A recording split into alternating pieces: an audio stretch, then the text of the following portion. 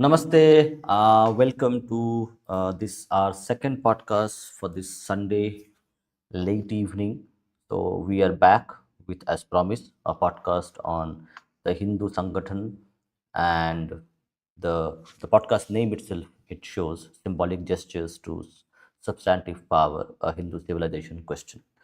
So, all of us who are alive today, okay, we are at a precipice, at a juncture. Uh, when it comes to Hindu awakening, Hindu civilizational awakening, and Ram Mandir establishment, Ram Mandir consecration was a kind of a civilizational movement for the whole Hindu society in 1000 years. And we also know that in 2025, the RSS, the Rashtriya Swayamsevak Sangh, became a 100-year organization. So it's a time for reflection. It's a time for a bit of critical analysis. What went well? What needs to be done? Are we faltering the way the Hindu civilization, the way the Hindu organizations, the way the common Hindu is perceiving the world around us? So we have with us today our regular guest, Munshi Shastri, to give his take on what's happening, and maybe we'll discuss a bit of problems in our consciousness, our organizations, individuals, what needs to be done, and where we are faltering. So, namaste, Mushiji. Namaste, Jai Shri Ram. Jai Shri Ram. We also have one more guest join us very soon. So till then, we will be working with, speaking with Munshi. So Munshi, correct. I have this book for the audience and also for you, correct. Shades of Saffron, 100 years of decoding, 100 years of Rasha Sevak Sangh. So like this year, 2025 is very evocative in so many aspects. We also had elections in 2024 where the BJP was reduced to 240 from 309. So a lot has happened over the last, maybe say 24 months or more than a year. And now we have seen the UGC fiasco happening in our campuses. A lot is happening. We have Bengal elections. We have elections in 2027 in UP, which is going to be a kind of, again, a very critical moment in the awakening of political, social, and of Hindu consciousness in general. So, what's your thought? Let's start with the book, right? The RSS is typically a very closed organization. They usually do not let in any kind of researcher to come and research and talk about them, right? Um, I think Sachin Nanda is like one of the few privileged people who've had the ability to basically May I access. interject? May I interject to you? Just sorry for the interjection. You mentioned RSS does not let lot of academics or writers, authors, journalists to talk to them or visit their archives. May I know why is this the case? Just for audience to get a perspective, why they do not let people. I think it's not just a Sangh thing, to be honest. It's a Mm-hmm. broader Hindu society thing, right? Like we've always had academics like take us for a ride, right? So they'll come in, say that, hey, we're going to do some research. This is for academia, and they end up grossly misrepresenting what Hinduism or the Sangh is, right? So we've had this happen with matas before. Uh, we've had this happen with the Sangh before as well. So generally, the Sangh has always been sort of suspect for any kind of academician or researcher to come and basically like sit with them, observe, and write about them, right? Like the most Hindu organizations sort of feel aggrieved that their positions are not represented very well. Their positions are treated as illegitimate, despite them coming from the same framework as most academic, let's say, Orientalist academics um, sort of espouse, right? So there's always been that reluctance.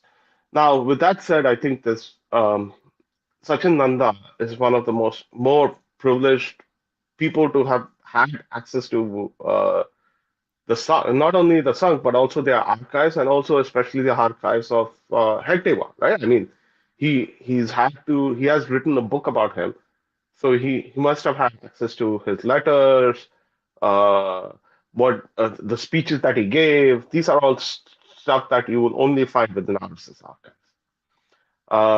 There's one other academic who's had that level of success with the RSS, and that's Walter Anderson from Johns Hopkins University, actually. Yes, He's yes. written two books about the RSS. He's actually uh, he's a funny guy, right? I mean, his wife's Tamil, um, and uh, he does have some. He can when you talk to him, he does feel like okay, I sort of like a family member of the RSS, right? But he's still a very good academic nonetheless. So Sachin Nanda belongs in that club. Uh, I think this is sort of like a good thing, but I think the RSS needs to be more open about what its history is like, what it had suffered through, uh, and also the various positions within the RSS, right? I think that the RSS tends to be treated like a black box. The Parivar itself tends to be treated like a black box as well. And uh, that's not good for it, right? Like, I mean, if you're going, if you say that um, uh, you are going to take the Bharatiya civilization ahead and you represent the Bharatiya civilization ahead, you should be open enough for Bharatiyas themselves to basically look in and figure out what the heck is going on with you, right? So, or how you function. So I think this is a good trend. Um, but I also feel like they need to reach out to even more local uh, academics, maybe someone within their own fold, and also elevate them to write good biographies or good well-researched, well-sourced books on the sun. Okay, understood. So now we're going to starting this conversation. So we have named this our podcast for today as symbolic gestures to substantive power, a Hindu civilizational question.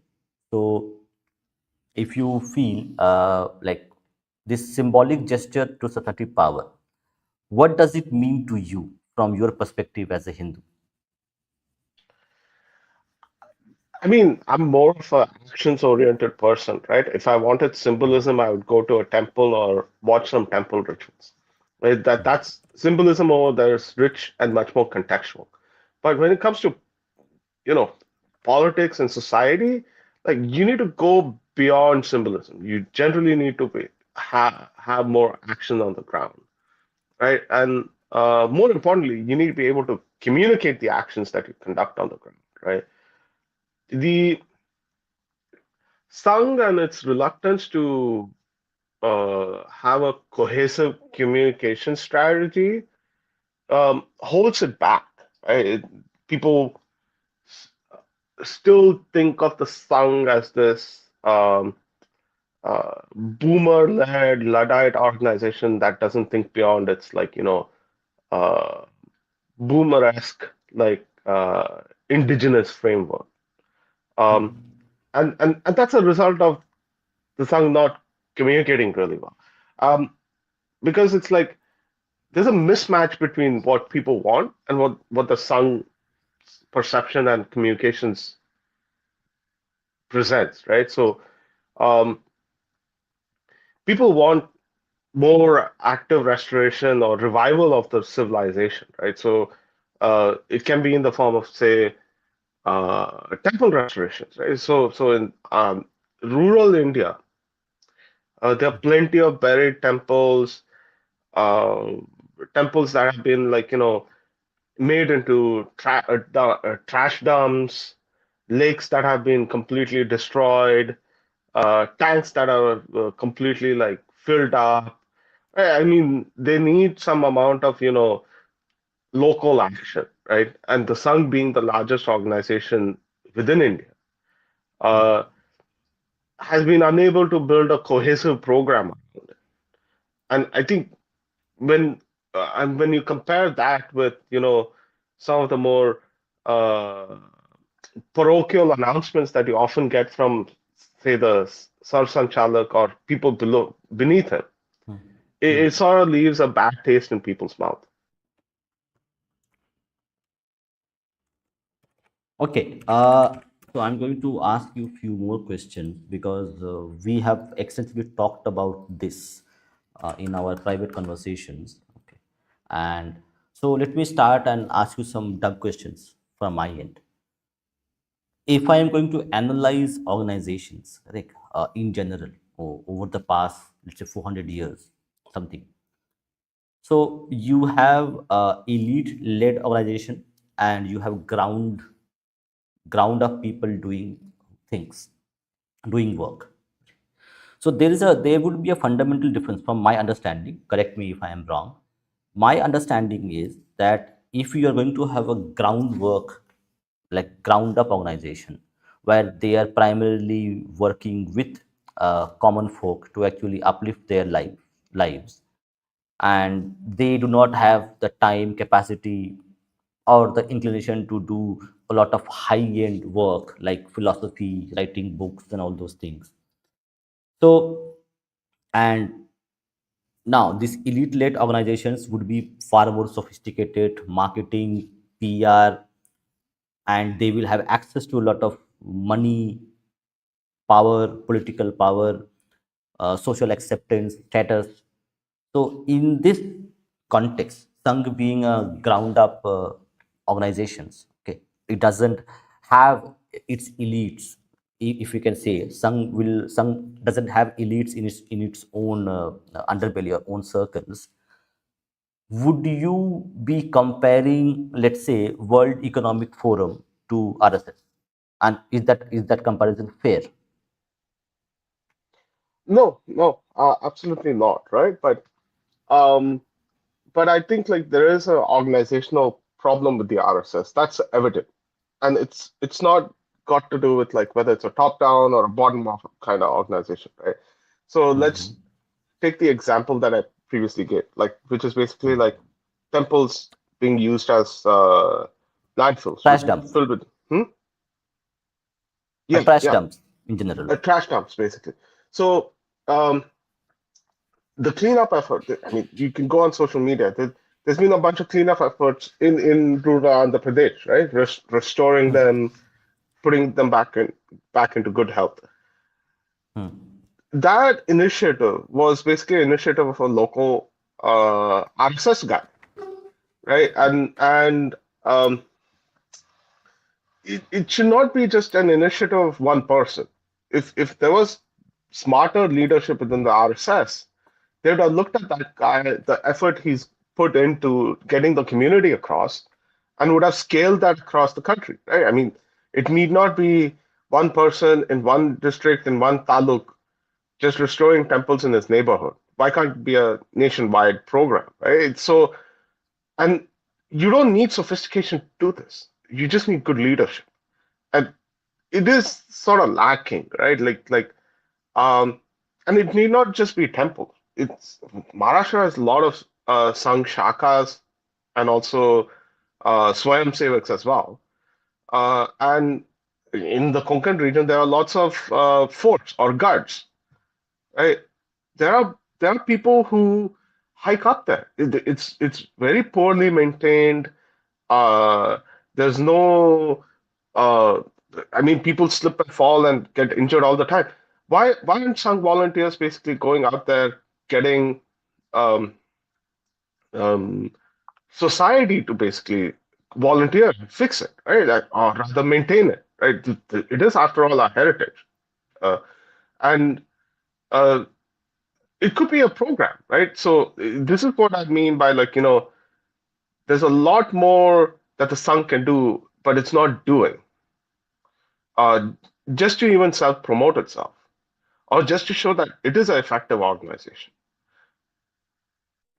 Yeah, so correct. You would have watched the Bharat Varta podcast, which I had shared to you. So we're going to like do a series of these podcasts. So this is just the start of it. So we are putting the foundations of the our topics and why we are talking about this. So correct, in the podcast that you would have seen from Bharat Varta itself, correct, here Mr. Ananda mentions that Sangh is a kind of a like Robert Putnam defined social capital. So it creates individuals, it equips individuals with the skills, and the individual goes and does his own thing. So like Sangh is a kind of a, like a training academy where you are trained morally, physically, leadership, help is provided to you. But at an individual level, you are free to do whatever you want to do with the skills which is imparted by Sangh. So in that your point, actually, do you think it conflicts with the way the Sangh operates and the way you want it to operate? Um, no, I mean, I don't think the Sangh needs to make dramatic changes in order to basically have a broader civilizational mission, right? Like, all it needs to do is just elevate good people. The Sangh has always sort of done this, right? So, Modi himself was a Swayam Sevak. He went to the Yeah, Sangh. he was a pracharak. Yeah, he was a prachar, right? He went to the Sangh. The Sangh said, "Hey, maybe you know what? You'd be a better fit in the BJP." Now, where's Modi right now? He's on the top of the ladder, right? Like he is the prime minister. So the Sangh has both the talent, it has the insight to recognize good talent and leadership. Uh, it also has the organizations to put that talent into good work, right? What it's lacking right now is like a mission, putting it all together, right? You are in power. You're no longer like it's been what 12 years since Modi came to power, and the Sangh has been pretty much mainstreamed all this while, right? You're no longer opposing a government. You're no longer in a state of existentialism where you could be banned any time for doing any small thing, right? Um, so you need to think beyond like your traditional, or I wouldn't say traditional, like beyond your um, the instinct that you have developed over the past 60 years. You need to deliver stuff on the ground, and you also need to think beyond just the street level social assistance, which is also important, that you provide to people, right? Like today, if you want to deal with the court system, you'd find very decent sung lawyers, right? So the talent exists, the organization exists. What is missing is sort of like a broader program, right? And I think that requires leadership at the top. That requires some level of seriousness about what is aligning with people broadly, understanding what Bharatiyata means, and building a program around. Okay. Okay. Let me ask you one more question. It's going to be a series of volley of questions. So now, when you are talking about Sangh is lacking the kind of a glue or maybe the formula to actually weave all the resources it has and make it of good use when they have some sway over the powers in New Delhi and in states. Now, what do you think? What is the inhibition?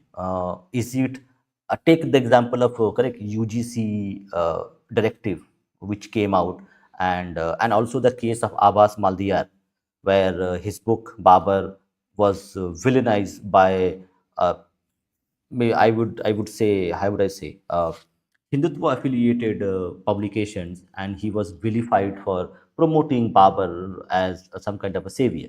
which is not the case. We have read the book, we have interviewed him, and we know which side he is. And just for the sake of the audience, correct? So this is the book written by Mr. Abbas Maldiar. I think one of his earliest books, Modi Again. He was a communist, and he, being an ex-communist, he wrote a book and put his heart out why Modi needs to be the PM again. Okay, so this is the person who is been vilified, hunted by the so-called people who are on the Hindutva fold. What's happening? What happened after 100 years? Where this myopia coming from?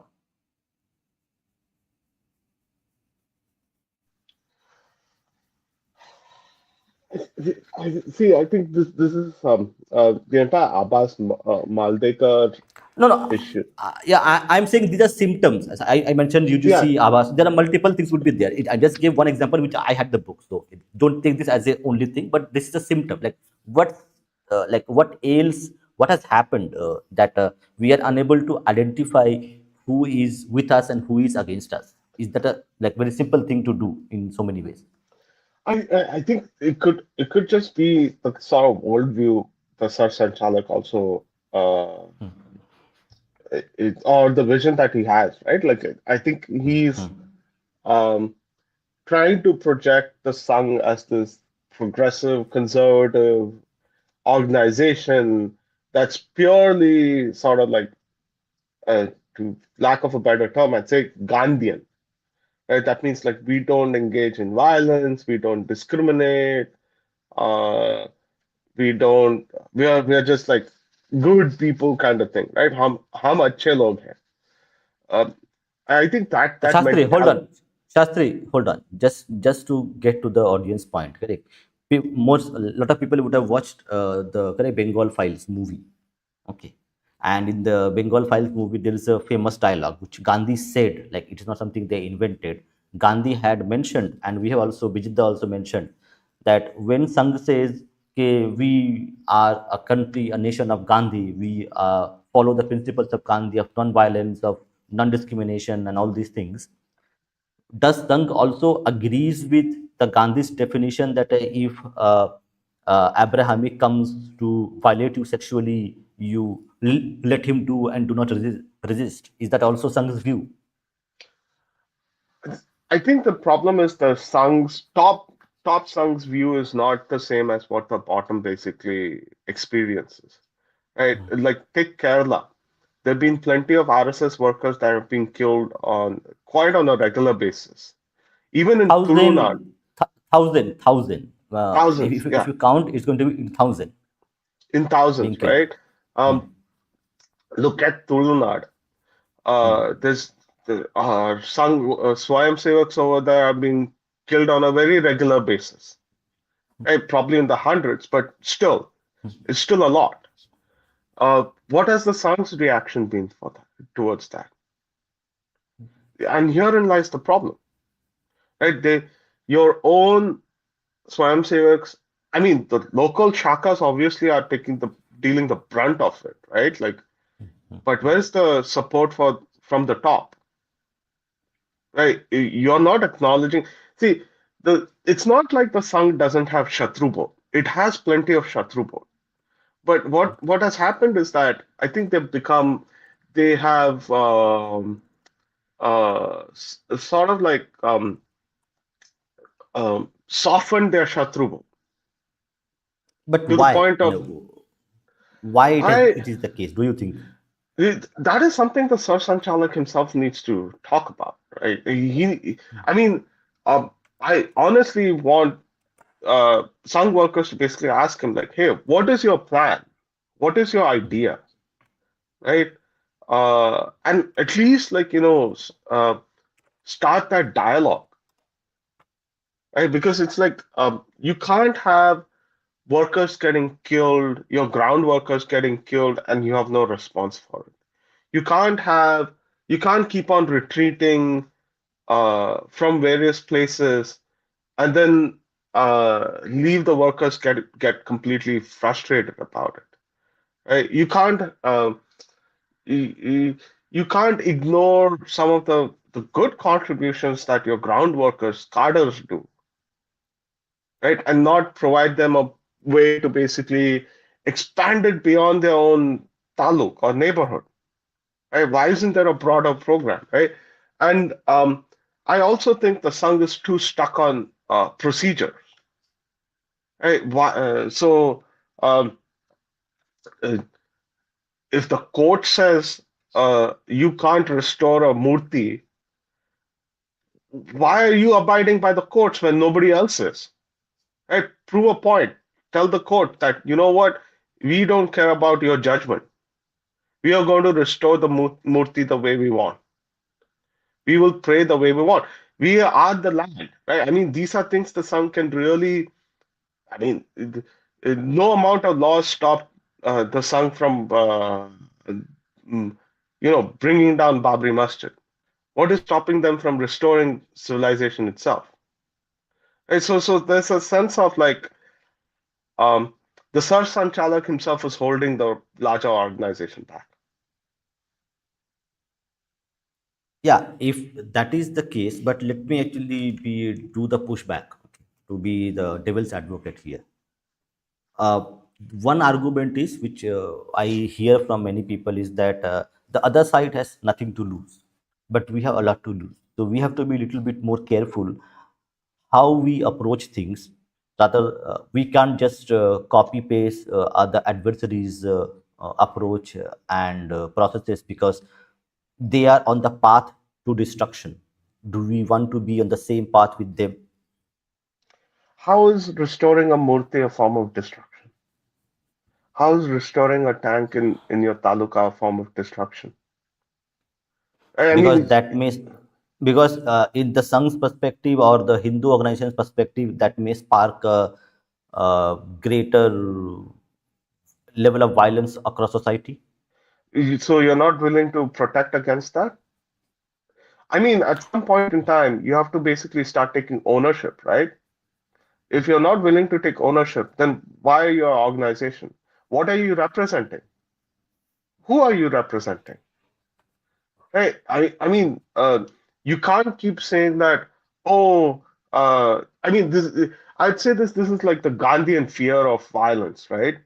You can't keep like closing yourself off um, because you have this innate Gandhian fear of violence or this innate fear that, uh, uh, some boogeyman will come and basically destroy. Just see, here's my frustration, right? Um, the Sar Sanchalak and senior leaders at the RSS, they make big talk about Mahabharata, reading the Ramayana, etc., etc. But have they learned anything from those epics? Like Krishna says, don't worry about your emotions, don't worry about outcomes, just do the freaking act, right? Like he says that in the middle of Kurukshetra. In the middle of the You battlefield. in the middle of the battlefield. Krishna reminds them that you need to do your duty. You need to do your karma. He doesn't say like, oh Arjuna, you're right. You're going to kill your cousins. Maybe we should give up. Maybe we should give up our land. This entire war is pointless. He says no. Do the exact opposite, right? Like so. In some sense, the Sangh essentially needs a Krishna to remind them that hey, you need to do your work. Right? And I think to put it in very Hindu terms, that's what the Sangh is missing. Okay, we're going to discuss one more topic, but before going to that section, 2014 onwards, correct? 2014 onwards, we have seen a tremendous, I would say, uh, uh, cyclonic push towards economic development, social development, a lot of political integration across communities within the Hindu fold, SC, ST, OBC, all these things we have seen happening, political integration and social, economic, defense, we have done quite well. and we have seen a kind of defang the Hindu organizations who were actually leading the street fight to protect Hindus. Okay? Now, is there the government and also the aligned organizations, are they in a trap called tunnel vision syndrome, where they are looking at economic development as the only agenda which can uplift Bharatiya civilization, and others temple freedoms can be done later? Is there a tunnel vision syndrome happening with the organization Sangh and also the government at the same time? See, I don't. I see. Here's the thing I don't understand, right? The song is basically like um, it. I'll put it this way: it lacks a mission, right? So in 2020, when the farmers' protest was going on, Hmm. Bharatiya Kisan Sangh blockaded Delhi for about a year, right?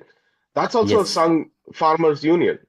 Now, if Hmm. for farmers you can blockade your capital and work against your political organization, the government that comes from your own parivar, Hmm. why aren't you doing this for other stuff, right? Why isn't the Yeah, Sangh create? that's interesting because like whatever we know that it was like hijacked by a few unscrupulous actors within the. But was it, is it a Sangh affiliated organization which was doing that protest? Because we see a lot of Khalistani and other people also joined. No, there were a couple of organizations. There was BKU, Hmm. right? Hmm. Then there was like one more BK something something else. Then there Hmm. is BKS, a Hmm. Sangh affiliated farmers union blockaded Delhi for about a year. They were participant to it, right? Their union was participating in this, right? At the same time, you have when the new labor laws came out, it was also a Sangh organization that basically said this is bad. Now, if individual affiliates can basically stand up against the government and its policies, right? Where's the forward-thinking organization that actually does the groundwork for Bharatiya civilization, right? Where is the Let me go back and borrow the words of Mr. Sachin Nanda, where he has mentioned that Sangh is a kind of a organized but at the same time diffused organization. So Mr. Sachin Nanda has told in his podcast that BJP is 100% autonomous in its own decision making, and inherently BJP can do whatever it wants. Sangh has nothing to do with what it does. So do you agree with his conclusions? sure, you can be whatever kind of organization you want, right? But let's look at the Hmm. actions. A Hmm. BKS can blockade Delhi for a year. A Sangh affiliated organization can go against a BJP-led government, also another Sangh affiliated organization. They're both maintaining their independence. But the BJP gave way to PKS, right? It repealed the farm laws. Hmm. Where are the other Sangh organizations putting pressure on the government saying, like, oh, you need to do XYZ thing, or you need to enable XYZ things, right? On the flip side, let me also be a little bit more forward thinking as well. The Sangh has various think tanks, right? So, like Vivekanand International Foundation, India Foundation, Bharatiya Shikshan Mandal, Bharatiya Vichar Kendra Mandal, right? Now, out of these organizations, I think only the one organization, that's Vivekanand International Foundation, that's been founded by Ajit Doval, is the only one that's actually working. It's the only one that's producing sensible public policy, right? But it's also in a very narrow space. That's national security. Um, but what about Bharatiya Vichar Kendram, right? Where was the last time Bharatiya Vichar Kendram basically published something that you could read and basically be like, hey, this is sensible public policy. It's coming from a Sangh affiliate.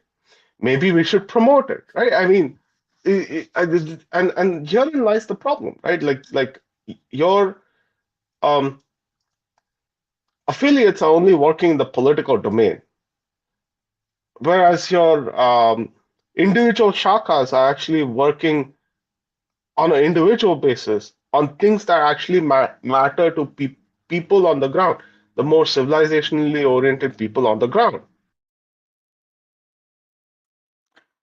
Okay, understood. So now let's diverge a little bit and with a controversial topic. So when we are talking about Hindu Rashtra, correct? So when we go to Sang Pratana, correct? So it is Hindu Rashtra that we are aspiring to become one day. And we also have like other groups who are part of the Indian civilization mule. That includes Abrahamic faith itself. I want to give an example, okay, and want to take like know your take on this. When Bangladesh was liberated by the Indian armed forces and Indian government intervention, that was 1971. Till 1980s, the Bangladesh society was bit better than what we see today. And we have seen Bangladeshi women, Muslim as well as Hindu, wearing sari, wearing a bindi, and following a kind of a classical Bengali Hindu culture etiquette. After 80s onwards, when we again there was a coup happened in Bangladesh, and it started slowly becoming more Islamized. Okay, a lot of money came from Gulf and other countries, and we now see women in Bangladesh wearing burqa, and they are chanting that we need to like eliminate the infidels.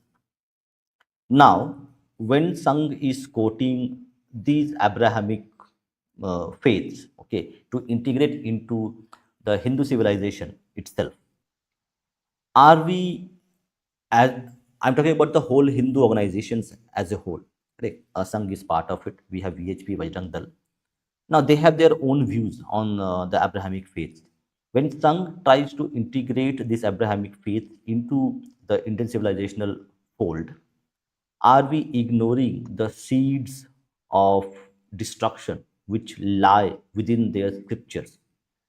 Can we have these people with their scriptures and seeds and lie and become part of civilization, but sometimes they will transform into a wish tree which will destroy from inside?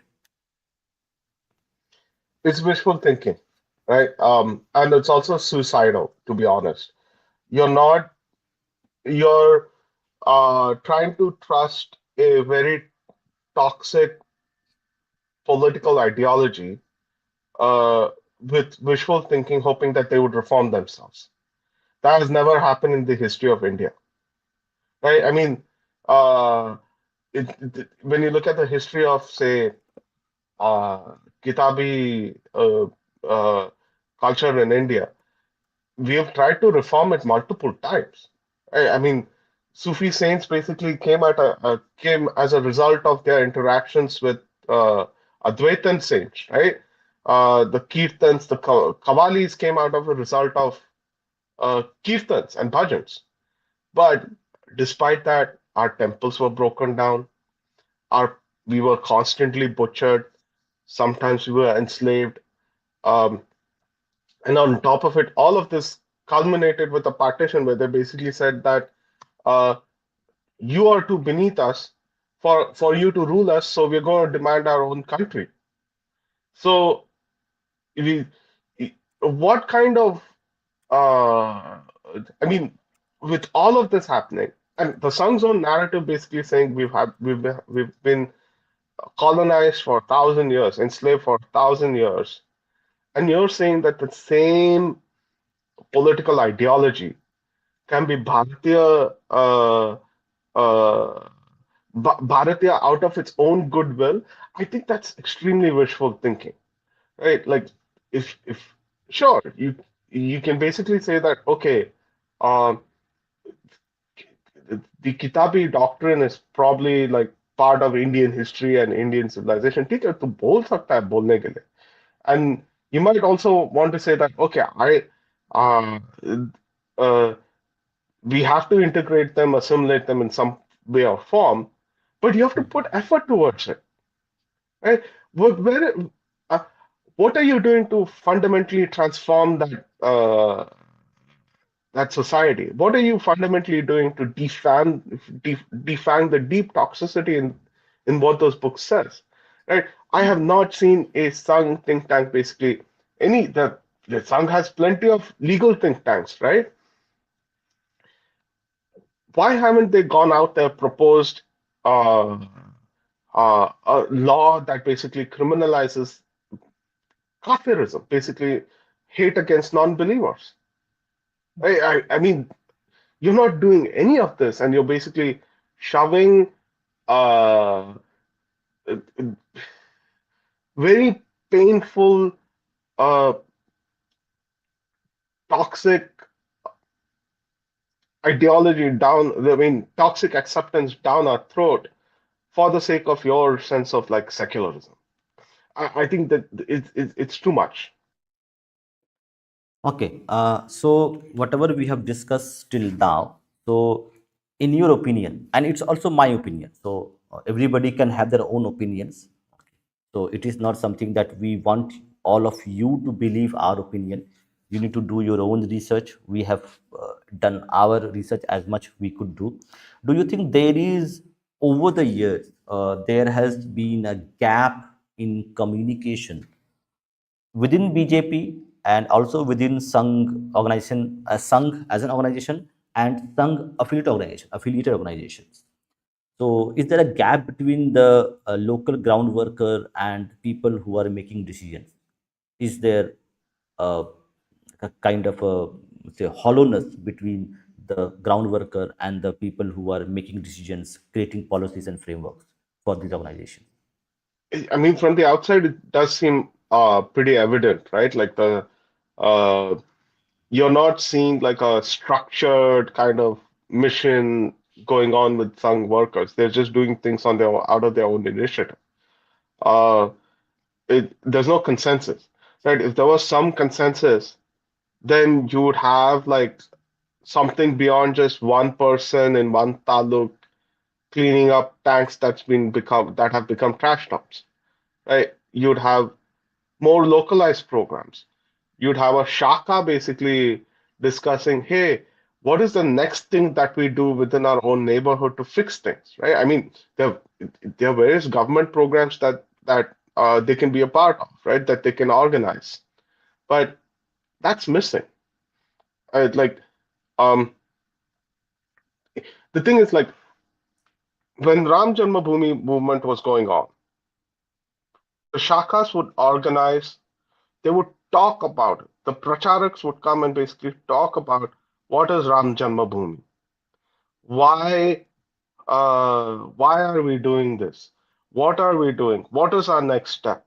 There was that constant communication. There was always, they were bringing people together. They were organizing marches, right? Some of the volunteers were also doing work, right? Like cleaning up the local neighborhood, doing I mean, whatever.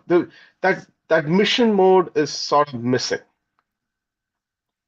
right? That mission mode is sort of missing. And the other thing is, I think there's a missing middle within the Sangh. Mhm. There's definitely a missing middle within the Sangh. You need your ground workers, you need your leadership, but there's like a middle management that's absolutely missing, right? So that middle manager can be field researchers, lawyers, uh, uh, you know, maybe like people who can bring political weight. It could be some local businesses as well, right?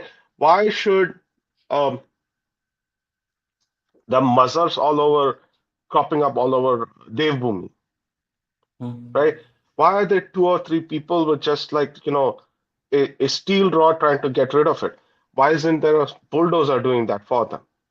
Why isn't that bulldozer part of some Sangha, Sangha's business? I mean, do something, right? Like You have your contacts, you have people who are out there part of society. Involve them. Right? Why is it one individual effort doing all of these things? Right? Um, so this is what I mean by missing middle, right? Or I've recently published the Observer Research Foundation, by the way, recently published one a book and also had a panel talk about Deoband's in the Indian subcontinent. Really informative talk. Right? It talks about how they think, how they are organized, who at a high level, who are the local players, what are the factions, right? How do they react with each other? How do they react with others? These are things the Sangh can actually work on. You don't need to be a on the ground worker. You need good researchers. You need somebody to do these things, right? Someone with passion. You don't need to be trained, right? Dharampal was not a trained historian, but he wrote awesome historical books, right? The Sangh has plenty of such passionate people. Send them out there. Let them do at least do some intelligence work, right? If one uh, uh, have a lawyer always on standby supporting a Sangh guy, right? If one Sangh uh, worker has been murdered, have the lawyer build a case against the next uh, on the mullah. It's probably the mullah that's basically doing that's basically conspired for that murder. Right? I mean, that missing middle is definitely missing. Yes, so we are coming to the end of our conversations, and for the audience who are there, we are going to do a multitude of shows on this, on different topics, and then we will actually invite audience to come and join and talk to us. So right now we are just starting to set the base for these conversations. There are going to be multiple episodes on this and multiple topics that we're going to touch upon and try to find out where we are lacking and where we can go forward. So, the end of the conversation question.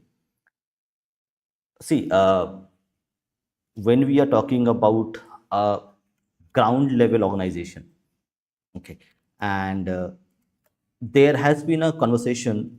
A lot of I have spoken. I think you also know. I have spoken to many people, specifically academics, authors, who are doing the intellectual warrior work. Okay, and I have never heard anyone, I mean, not a single person who has appreciated by any way the way Sangh takes the intellectual warrior part of the struggle of civilization, or the BJP.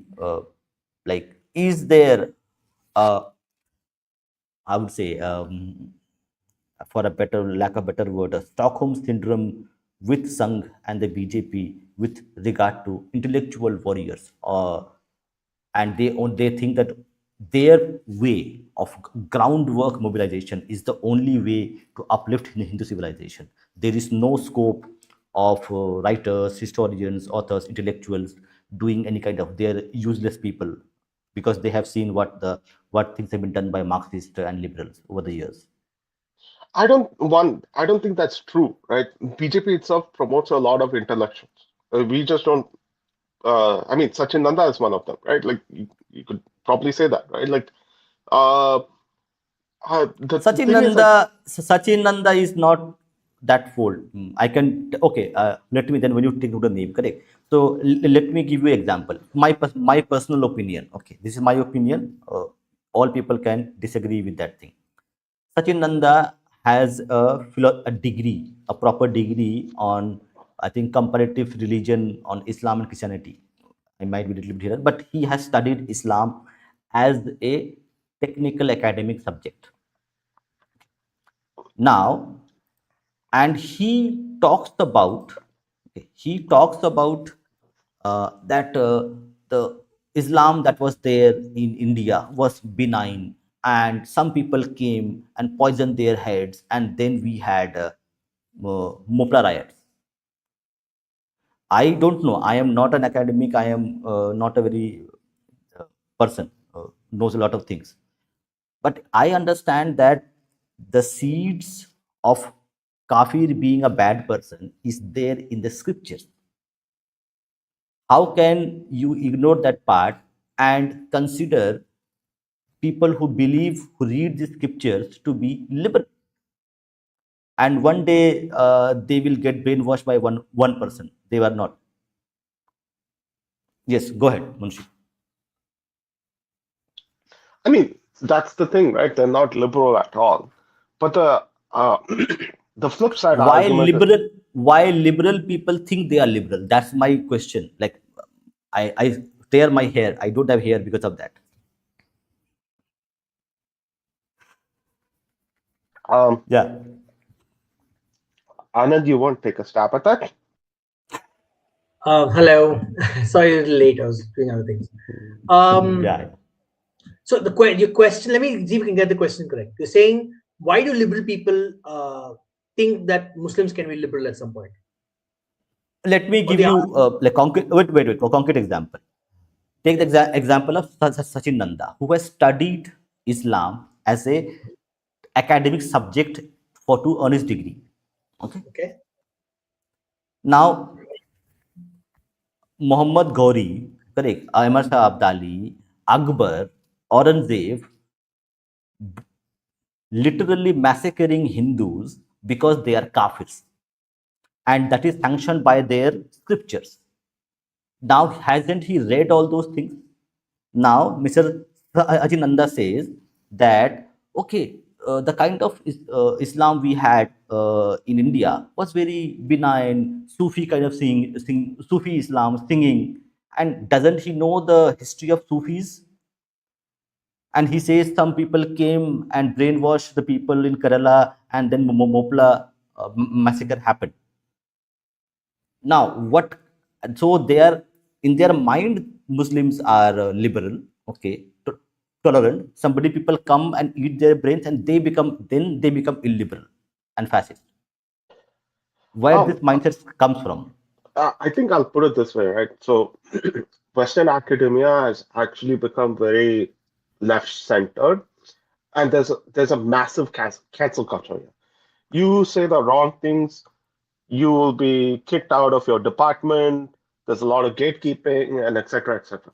Now, I don't know if Nanda is saying this just because he wants to say it publicly, but the fact that he's written a pretty decent biography on Hentewa I says that there's accept. more. Hmm? I accept that he has done a really good job in the biography. I really appreciate his work for that. I really appreciate.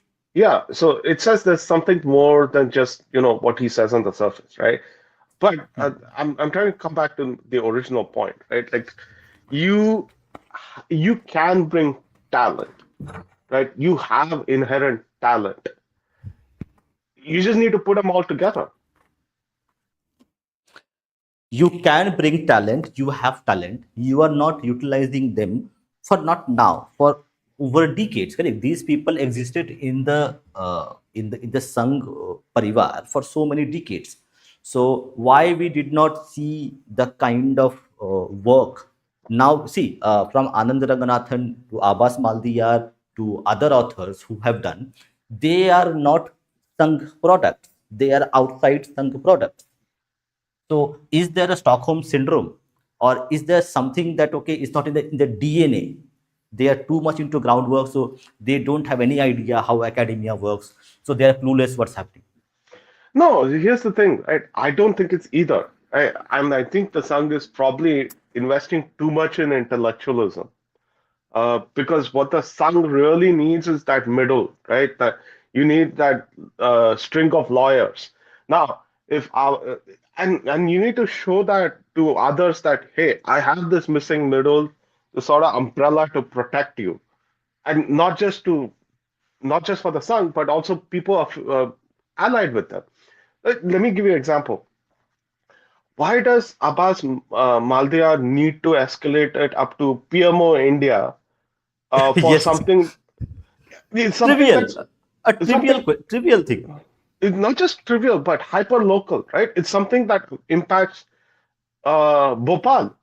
Dainik Swadesh is like its circulation, it's primarily a Bhopal paper. It's even concentrated there, right?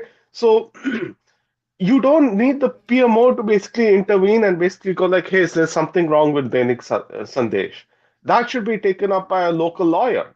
Why aren't you throwing lawsuits after lawsuits after lawsuits at Dainik Sandesh, right? I mean, why aren't you um, getting some volunteers or somebody to file FIRs against the author? ये सब कर सकते हैं, right? Swatting तो करते ही रहते हैं इन लोग हर जगह. I mean, the BJP does some amount of swatting. Congress does some amount of swatting. But when it matters to our own people, we are somehow reluctant. उनको अपने आप भुगतने दो. ये क्या mentality है इनका? So where it comes from, Anand, you can give a different voice. Why this mentality from outside person? Because you're not an inside person, but still, what's your opinion from outside? Why it See, happens? I will tell you very Why simple. Why Congress and communists are opposite of what BJP and Sangh is in this regard? Because the BJP unfortunately has not understood the most fundamental part of this problem. They don't Hmm. understood that evil is banal. It is not explicit. The Congress knows this very clearly. The Congress understands that evil is in the daily life of people. Daily common people can be evil. The Sangh, unfortunately, is this in this ironically, in a very Christian mentality that good people are all good. Evil is this external They force are that they are misguided. We need to put them in the right direction. not just that, they think that there'll be something explicitly evil to fight. Then they don't realize evil is fundamental to being human. And the Congress understands this and they weaponize it. Same with the leftists. The leftists weaponize evil. They know exactly where evil comes from. Evil is a common person, can be evil. With the right words, with the right flavor of an argument, you can make a person evil. Like if you, I was watching this documentary today, okay? There's this journalist who went into Bastar. And when they met all the tribals, the ones who have surrendered. She's asking them questions like, why did you kill people? What is the reason? No, because because our life was hard, and the guy said he will the Naxal leader said he will promise us good life, and they give good nice songs. This Naxal songs very nice, so I joined. The young girl is saying, I joined to become a Naxal because nice songs, but that led to people getting killed. Same with ISIS brides. They went to I joined the ISIS. Why? Because they had this weird fuzzy feeling that they will have a very good life with the ISIS. So someone need to understand. It just requires the right whisper in the right ear to turn someone evil. They think they will be able to save people. You're this See, is the thing. Realism is required. abs- It's just in my opinion. absolutely, absolutely. See, we are having some good impact. One of our subscribers, so people who are watching, do share our content, do subscribe to our channel. And here's the good news, correct? The person has saw our podcast, listened to our podcast, and ordered the book. So this is something good coming out of our effort, our initiative. So yes, thank you for ordering the book. Also, gift. So all the people who are watching, the books doesn't cost a lot. Do gift books to people in Diwali, in other festivals. Buy some book and give the books to kids, other people to read. That's also a good thing to do. Yes. So See, now, so go ahead, Anand. Go ahead. and the irony is that the son can learn so much, and this was my problem. My problem is a lot of Hindus look at their scriptures as just stories and or like religious stories, but there's so much moral philosophy you can use in a daily life. Like literally the son can weaponize or at least use the Gita in such a the Mahabharata in such a well made way. Even the Ramayana, right? What is the Ramayana telling you about when Rama comes back with Sita? He comes back with Sita. They've done nothing wrong. They have struggled and they've struggled and they've struggled. And what have the people of Ayodhya done? Instead of saying, welcome back, we put you in so much difficulty, they decide to challenge them again. These good people who struggled for society, who followed the dharma, what did people do? People put them through more difficulty. which is very relevant to today. People who are struggling for dharma, people like Modi who are struggling for dharma, what are we doing? Every time he does something good, we target him. He brought the 3 farm laws, start targeting him. Put him on Agni Pariksha. Put him like this. This is what is happening on a regular basis. I've noticed this, observed this thing. Nirmala Sitharaman brings out GST law. Popcorn. What is the difference between caramel popcorn and this popcorn? Is that really what that matters to you? Do you care? Does it affect your life in a daily, in a substantive way, or does the fact that a new road that lets you travel to office and lets you lose every day you lose like 1 hour less or 2 hours less of your life? Is that more important than the caramel popcorn? See, this is very important. And this is what Hindus should be teaching on a daily basis. This is what should be reflecting on. That they don't reflect on. Right? Same thing, the RA car shed, this issue. Does it matter Hmm. that metro will increase the lifespan of all your kids because pollution will reduce, or a handful of trees that can be grown again? Hmm. Which matters more to you in your priority? The communists are able to weaponize this banality, this evil attitude, right? That people have, that we are willing to attack people for no reason, no substantive reason. They weaponize this, which the Sangh has not been able to do till now. It's not been able to do it. That's why my biggest problem with this word appeasement. I think I told last time also. This word of using appeasement again and again. They keep using it. It is not. You ask any person in the world, when they say appeasement, they see seen as positive. Pandering is seen as negative, because pandering means doing something, saying something, and not doing anything out of it. Appeasement is actually helping people. Like that. That issue is significant. That's what is causing this problem. Yeah, and Okay. Go ahead, Shastri. Go ahead. just to add to that, right? And the Sangh also needs to uh, pick up new stuff, right? Like you can't keep harping on the virtues of Ram Janmabhoomi anymore. So just to add to what um, Anand Anand has said, said. right?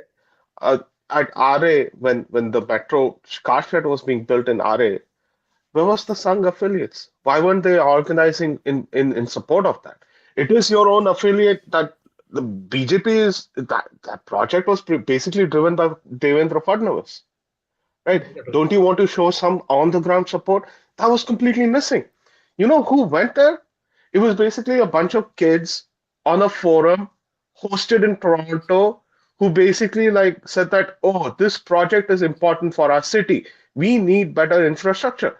They organized themselves on that forum. They said, we'll go on this time, we'll show our presence, we'll do. These are things the Sangh can, ground workers of the Sangh can actually pick up, right? I mean, these are, see, new issues will always crop up. New classes of issues will always crop up, right? You need to understand that where the local people's zeitgeist is going to be, where people's benefit is going to be. And you have to basically step ahead and basically organize for that. Right? I mean, this is and this is what is fundamentally missing about the Sun, right? One is the missing middle, which basically like they don't have their people that's between the leadership and the ground workers who's there to basically become sort of like a force multiplier for the ground workers, and also the Sun being unable to basically pick up new. I mean, all of this is not to it is nothing's wrong with the organization, its structure, its what it says, its rhetoric and all. I think it's just it's an issue of leadership. It's an issue of vision to basically make a Sung 2.0, Sung 3.0. I mean, as you solve issues, you have to pick up new issues, right? As you pick up new issues, you have to you have to learn what the issues are. You have to build a support system for that issue. Like that takes leadership from the top to basically be like, okay, I anticipate this is going to be a thing. We need to start preparing for. I think that's been missing. That's been missing. That's been missing ever since Ram Janmabhoomi. Okay, Munshi has to go, so I'll ask last question to Munshi, and then he can leave. So this very persistent and very important issue of temples being controlled by the state and the central governments by by in majority it is done by the state governments, by the legislations of the Temples Management Act. So, do you think that Hindu organizations are not working or not vocal enough on the temple freedom issue, and why Sangh is silent on this, or its affiliates silent on this? And is that a symbolic representation of the lack of connection, communication between the ground level Hindus who have awakened after so many decades of ignorance, and like, for, is the voice of Hindus, is that strong enough, large enough, that some says that the temple freedom movement is still a fringe movement to the concerns of overall Hindu society, or is it that the Sangh is not able to listen to the common Hindu who are shouting, but Sangh is not able to, or Sangh affiliates are not able to uh, hear the voice of temple freedom as the most persistent, important issue for today? See, some things I think the Sangh needs to realize that you don't need consensus on every issue, right? Temple free. I'm pretty sure within the Sangh itself, there's like different factions with different takes on how temple should be managed, right? You don't need consensus on that. The second thing about the temple freedom stuff is that it's not mainstream. Sorry, it's not fringe, right? Um, but in mainstream, it's a cacophony. When you talk about temple freedoms, which temple are you talking about? Which state are you talking about? Right? So it's not like you hear different issues for different temples. None of them is basically converged up to a single um, narrative framework or a political framework or something that basically sort of becomes like this is what we will do. We will change laws. We will change the way management works. I mean, some of that requires leadership, right? And not the leadership from activists on the ground, right? Not the TR Ramesh or the folks who basically go to courts and contest these things.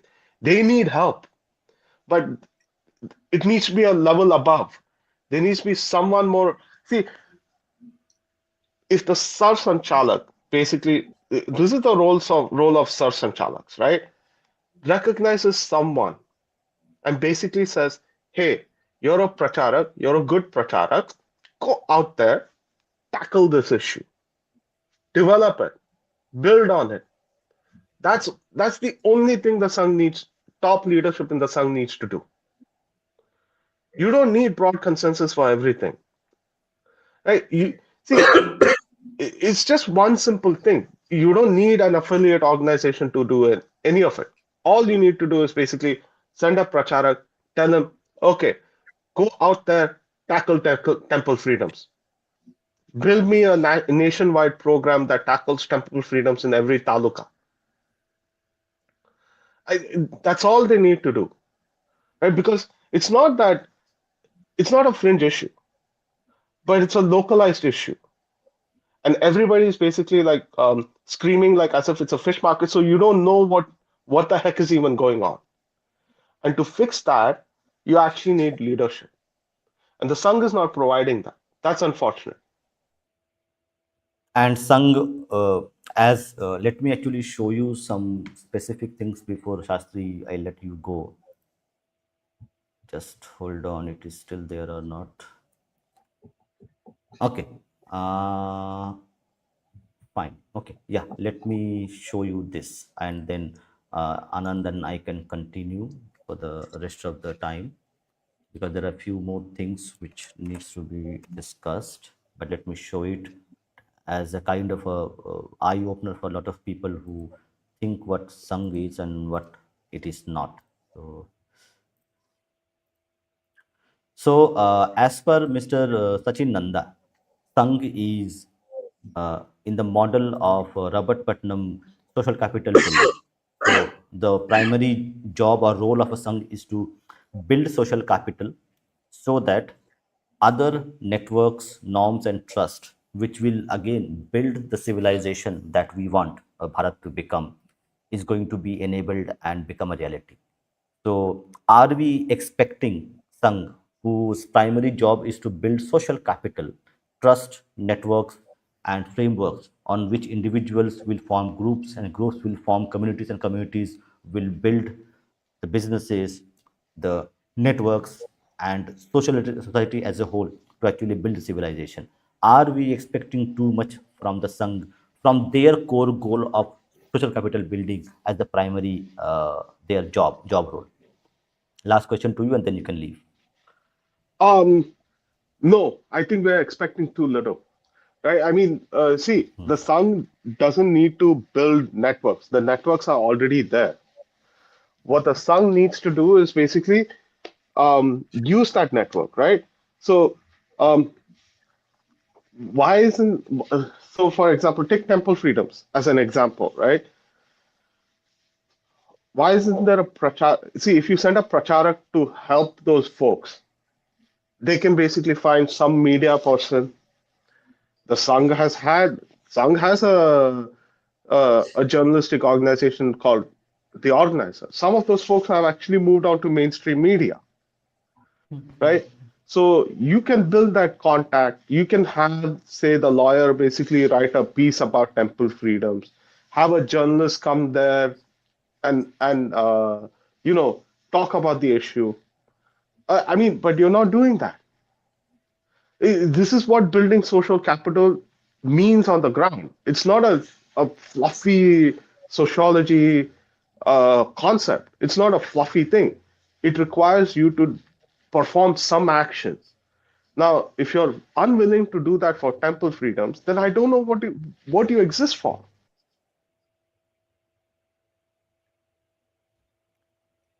Okay, so thank you, Shastri, for your time. We will have this as a podcast series, and we will do multiple episodes on this.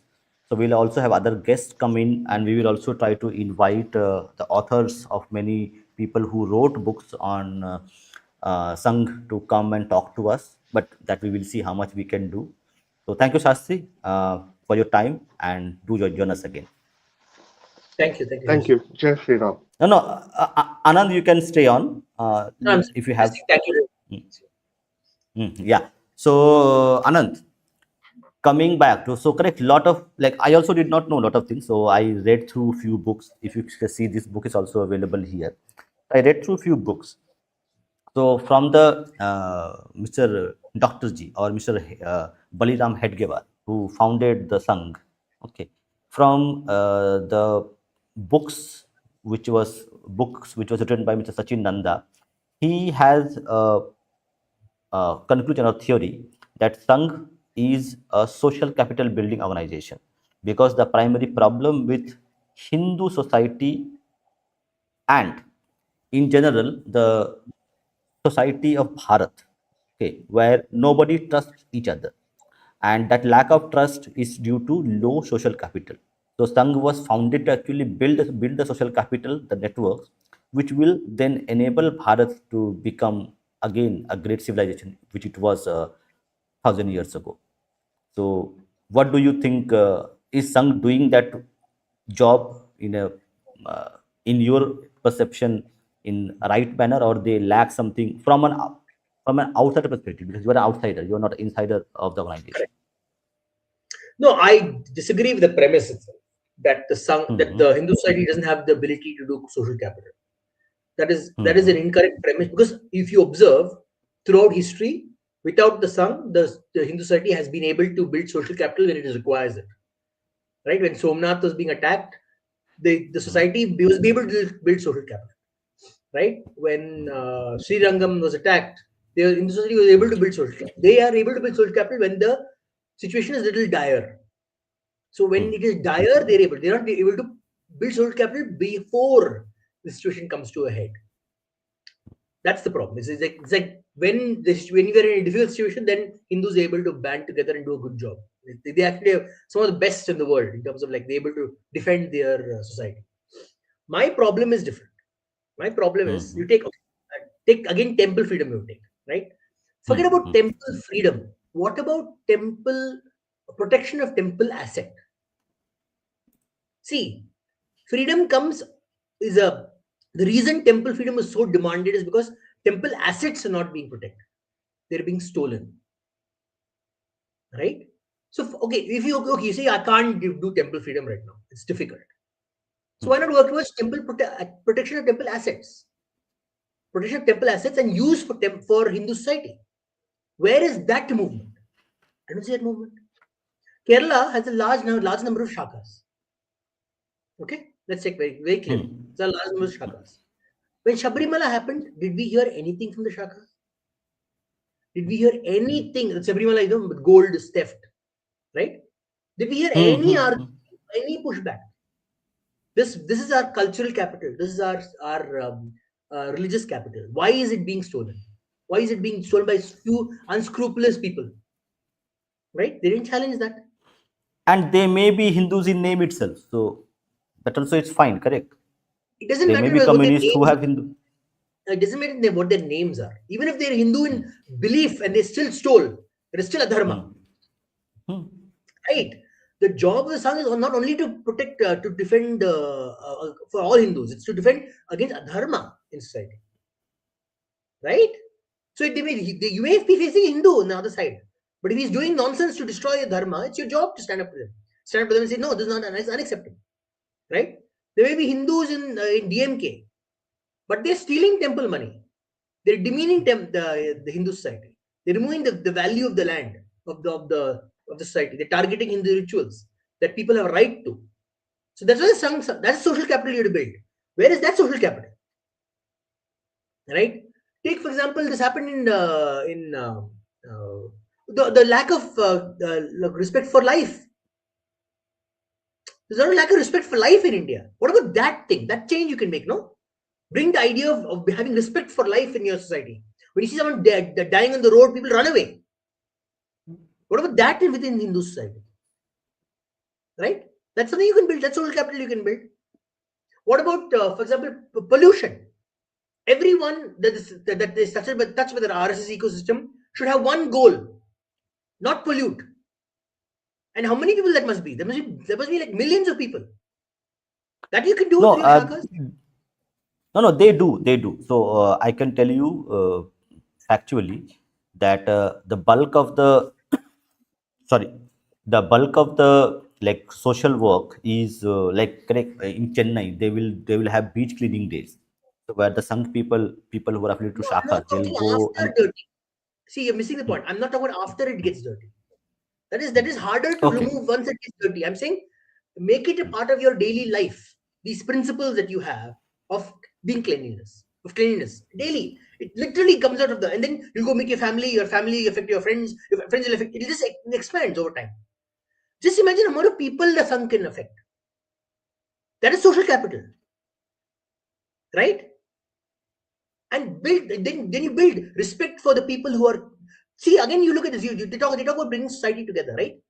How does it start? How does cleanliness make this cleanliness concept? Why does it make such a valuable movement? Because you're like respecting the person who has to go pick up trash.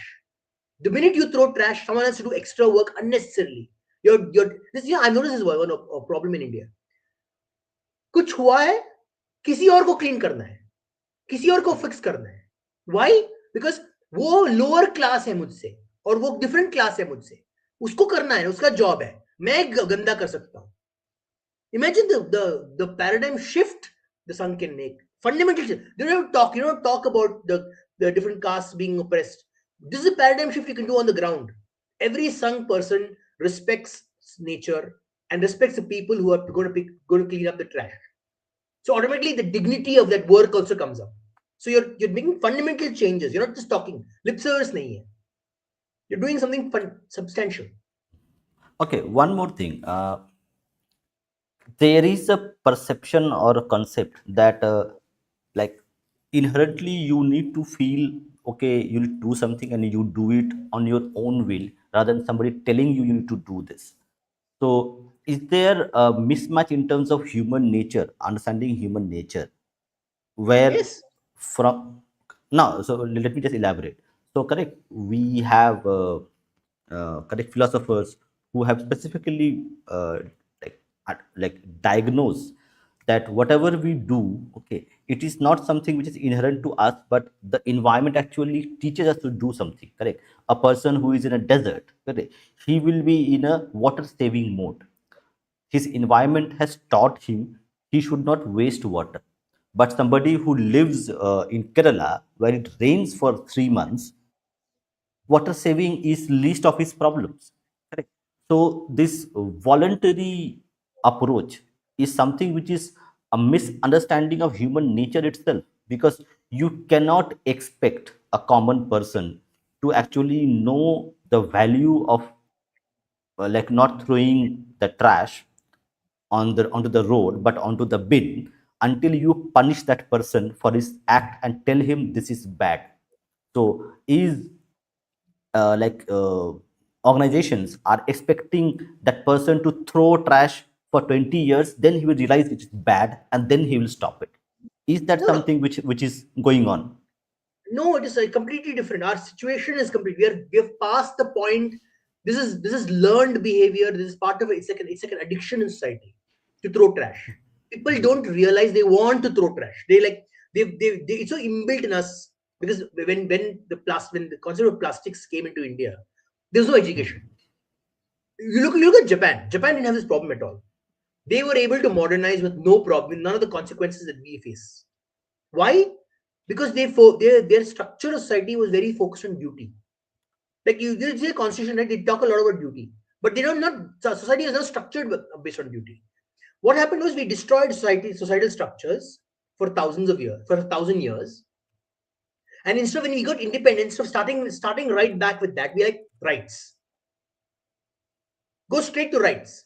When you go straight to rights, you are like, what is your responsibility of society? Nothing. Which you notice the best run countries in the world focus on duties first, then rights. They start with duties first, then they talk about rights. Your rights flow from the fact that you have you have completed your duties to your society. Then your rights come from there, because everyone is doing your duty, and because you're doing your duty, everyone has the rights. We in India we did win the reverse. We had like just rights, no duties. Like not a single duty was discussed. Now Modi ji is bringing about concept of duties, but it's too late. And for that, you do need to get, you're right, you need to punishments, because people are so used to a certain way of behaving, or at least consistency in behavior. Like I observed in COVID, when COVID started, right? People were following the rules of the distancing, all that stuff very well. But the minute someone broke the rule, everyone wanted to break the rule. So our society That's works on this. a that's a mob behavior across geographies. That's a mob behavior which is default. It's a human behavior in No, but general. you observe in other side, in Western societies, telling Hmm. people to social distancing was difficult. They were not listening. They were like, no, man, I will do what I want. Who are you, government, to tell me what to do? We didn't do that. In India, we didn't have that. We didn't face that at all. We didn't face any pushback to the government saying, how dare you tell me to social distance? Not a single person said that. Everyone said, yes, the government understands my needs. A social distance is a good idea. We'll all social distance. So we are a very rule abiding society, but we require guidance. And to me, currently, just wishing people will be clean is not enough. You have to make it a process. Got to make it a the natural behavior one follows as a community. You cannot expect individuals like, oh, 1,000 individuals will say okay, we will read like this, and then everyone will read like that. No, you have to. That's what I'm saying. The sun could be such a force multiplier instead of thing, because they like connected to the ground. And imagine the amount of dignity people get, because everyone is behaving the same way, everyone is behaving in a positive manner. There's no chance for us to criticize one another for these kind of things, because you notice the trend in social media. What is it? Those people are dirty, those people are filthy. You just see the identity of person. You say those people are this, those people are that. This is what, that's what I think. Social capital is built that way. You build it through what you can impart to society, which they've not done, which they can do. They have so many sakas around the country. If they're able to win elections, they should be able to do this as well. Let me ask you one question. Nagpur. Nagpur is the center of the sun. Can we say Nagpur Hmm. is the cleanest city in India? No. Why? See, Yeah, that's a very interesting question. see, if they could do even one city where they control. Imagine if the Nagpur is the cleanest city in India. Not a single place you will find trash anywhere. Like in at all. Just imagine the message they will send about what the Saran Sangh stands for. That's a Just imagine. very interesting perspective, which I did Imagine if not they, think. if they made in Nagpur, there was no chance of a person having to dig a drain, like dig up a drain. No poor person would have to clean up a drain for someone else. So imagine the message they will send throughout India, saying this is what the Sangh stands for. We stand for the fact that we do not want people to go into a drain and dig it up just because we are filthy and we keep making a mess of the drain. Imagine you don't need to do politics. This is a powerful message. It sends across the country. And no amount of conversion can take away this message. How much of propaganda they do, this can't take away this message. Yeah, but okay, so let me be the devil's advocate here. Sure, sure. How much, correct? There are, let's say, 100 problems, 100 issues which needs to be taken care of. Okay. So they can only take care of, let's say, 5 issues at a time. So other 95 would be in the back burner. So, what do you think the common people or the people who are not with Sangh, how they can help in this? Because practically it is not very feasible. There are million issues with us being a country size of people we are. No, but my point is certain things that have resonance today, even today, this Hmm. concept is resonant. I'm telling you, this is major resonance. Every Hmm. standard of society is worried about this, right? It'll have so much resonance, the Sangh will get so much more additional manpower. Because people are like, oh, they did this. Let me also support them in this other thing that they're doing. And this other thing that they're doing. And this other thing that they're doing. My point is, it's like a floodgate. It'll open up. The problem right now is they are having to convince other people of the value of their work. They should not need to, but I'm saying this is a good way to convince people. Same way, Yeah, like same but thing. I told you about the protection of temple wealth. What hmm, hmm. what is stopping them from saying we will at the ground level audit the people who are running the temples? We will go check their books every month or so. We will check their books, and if there's an issue, we will do protests in that area. Absolutely. Just imagine you literally have to go, or you don't have to spend the entire month or just every week or so go and ask for a RTF, that particular temple that is being very controversial. See whether use people, your resources, put out a thing saying this is what has been is happening with the money, right? The common person going 20 to 20 like 24 going to office 9 to 5 will not be able to do these things, but an organization will be able to do it but much better than a common person. A common person may want to do this, may want to go into auditing, but it's difficult for them to bring up the this is the thing. Like Shastri said earlier, a TR Ramesh can only go so far. He can fight a single case, but a large organization can do much more. Temple freedom is the last thing. It's a political thing, right? But protecting the asset, or being a watchful person on these things is doable. I think. I'm not sure. It's again that's practicality depends, but I'm just saying that's Okay, doable. so let me extend that specific part. Correct. So we are like our topic is symbolic gestures to substantive power. Correct. So just telling okay that we need temple freedoms, it may be a gesture. Okay, but sometimes substantive would be correct as you mentioned. Correct. So we have minority institutions. Okay, who have control over their institutions, policy frameworks, money, land, whatever they have. Now, why can't Hindu organizations? I'm not talking about even Sangh. Okay, Sangh Hmm. is not a Hindu organization as per their own definition. Like they are organization who believe in Desh Bhakti. Okay. Yeah. Nationalism is not the right word. Desh Bhakti is the right word. So they are Desh Bhakti organizations who are building social capital. So we are not. Why there isn't uh, concentrated, organized, well funded campaign to make sure that an equal right to Hindus of Bharat, which other enjoy. From Article 25 to 30, correct? There are rights given to minorities. Fine, we give them, no problem, give them. Why cannot now why even can't our organizations put forward a point that we have minorities have all the rights to run their own organizations, Why can't the same rights be given to Hindus? Is this something which is evil in nature, that everybody, like, we haven't seen the kind of campaign which should have been happening? Okay. Is this something evil that we are asking as Hindus, and why the Hindu organizations are saying no, no, no, no, don't do it right now, it will offend people, or what will happen? What do you think, what's happening? No, I think see, this cannot be done by Hindu organizations. This can be done by politicians. See, the problem, that's the thing. The point Wait, we have created wait. No, no, no. Anand, Anand, hold on. When you say politicians, okay, yes. does politicians get a dream that, okay, I need to do this thing? I had a dream last night, and he does it. What politician does is dictated by his hold on power, correct? His politicians' actions are driven by their Yes. tenacity to hold power, to win Yes. elections, correct? So, how That's do one you kind of hold power? that's one kind of politician. That's my point. There are Okay, multiple types of okay, politicians. See, okay. Can we you are looking at explain? so there are politicians who do not care about whether they hold power or not, but they are there to make a Hmm, change. They're a very simple kind of politics. There are some kind of politicians like that. Lee Kuan Yew. hmm, He was hmm, like, I don't care if I come get elected again, but when I'm doing something right now. I'm going to implement the best form of it. He gave poison. He drank wish for a society.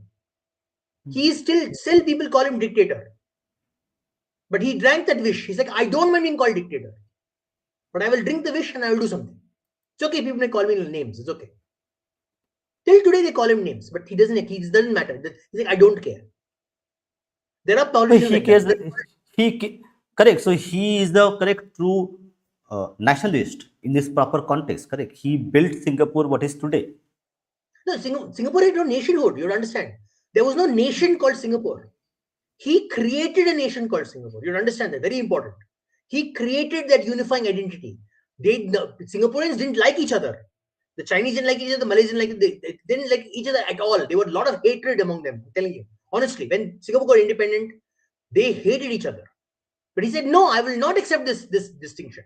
I will not accept this fact that you guys want to hate each other." And if a true politician like the ones we have to here today would have, and there were people like that by the way in Singapore who said they'll pander to each group and they'll spread the hatred among each group. He said, "No, I will not let you people do it. I don't care if you hate me, but I'll remove that fighting among yourselves and we'll unite and we create a new nation." Which there's some such politicians exist. You don't understand. There's some politicians they'll be called dictator, but they'll do it for they'll take the pain for the good of this society, right? They don't mind taking it. Then there are politicians who don't care about their voters. They'll play games, right, to get as much seats, as much votes as possible, just enough to get into power. But then they don't care. They don't really care. Then there are politicians who have a long-term vision for the country, but they're like, I want to get votes of the people. I want consensus. Then only I will do it.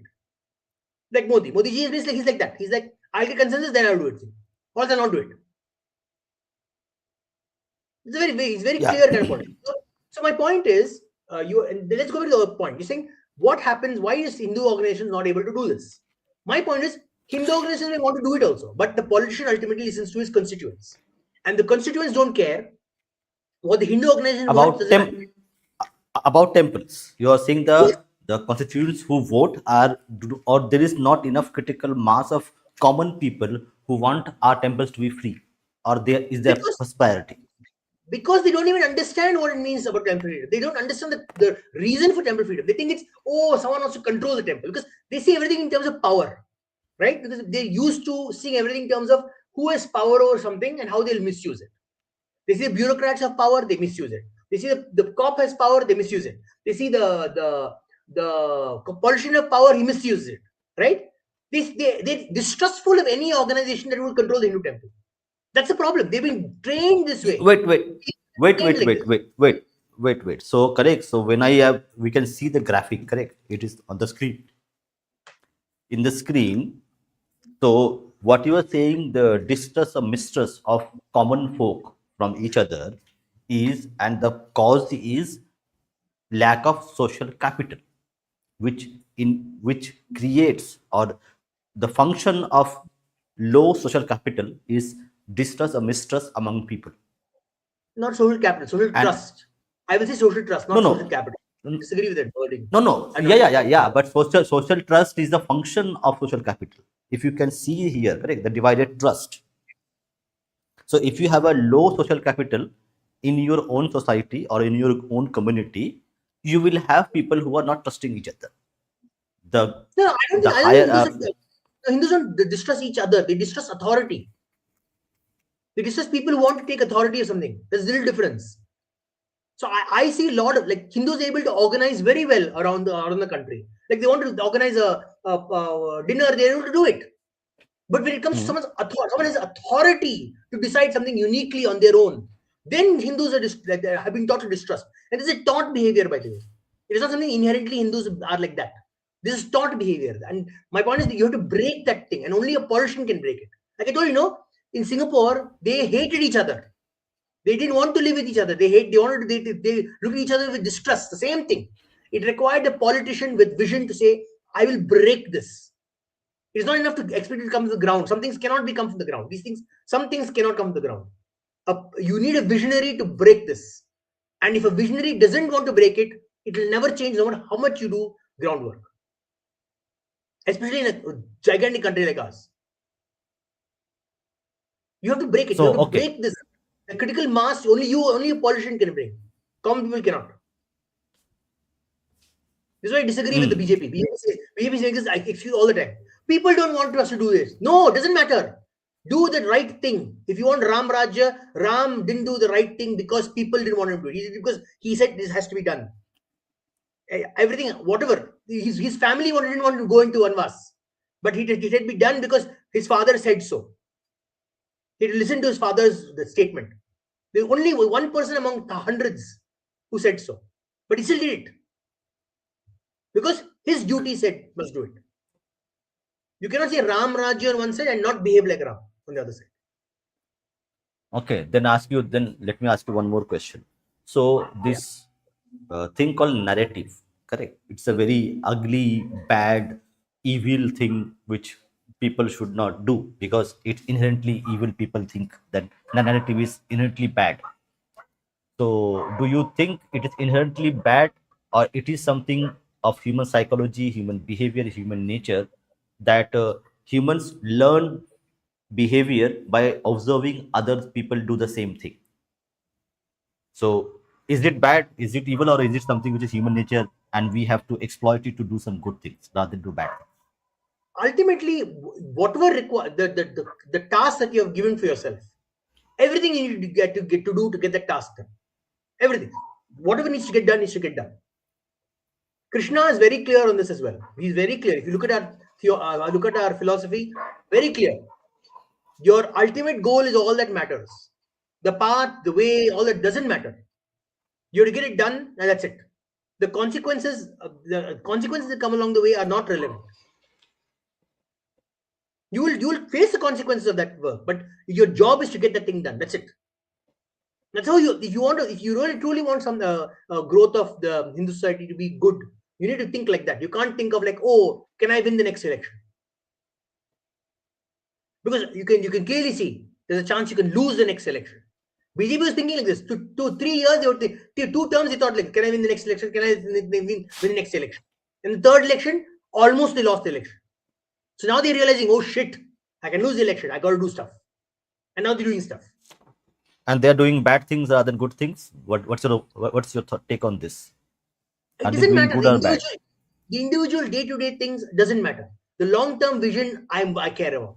And unfortunately, the long-term vision, some things they're doing very good. The economy-wise, they're doing very good, but other side they're not doing. They're not doing the social like same thing. The Hindu social building is not being done. They've just abandoned that completely. Just building a Ram temple is not enough. It's not enough. It is Yes. not enough at all. Not enough. Yeah. So this symbolic gesture versus substantive power. So why do you think substantive powers are not? Take example, temples should be at least temple money should be used only for people who donate. Is that a substantive thing which should be done? And If not No, done, why? no, you people don't donate to God for the money to come back to them. First thing Hindus will understand this. When a person goes to a temple to donate, bhaktas go to donate, they donate because they're giving to God, giving to God's work in their perspective. To Bhagavan they're Hmm. giving, it's a sacrifice. Correct, correct. Right? What is the But duty but of the people who run the temple?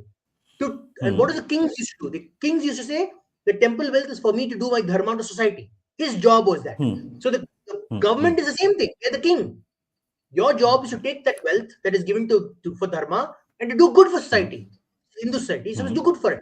So you start thinking, how will you propagate? How will you do a good job in the Hindu society? Will you provide good resources for people in the area? Water, cleanliness. Is a yes, temple yes. pond? Hold.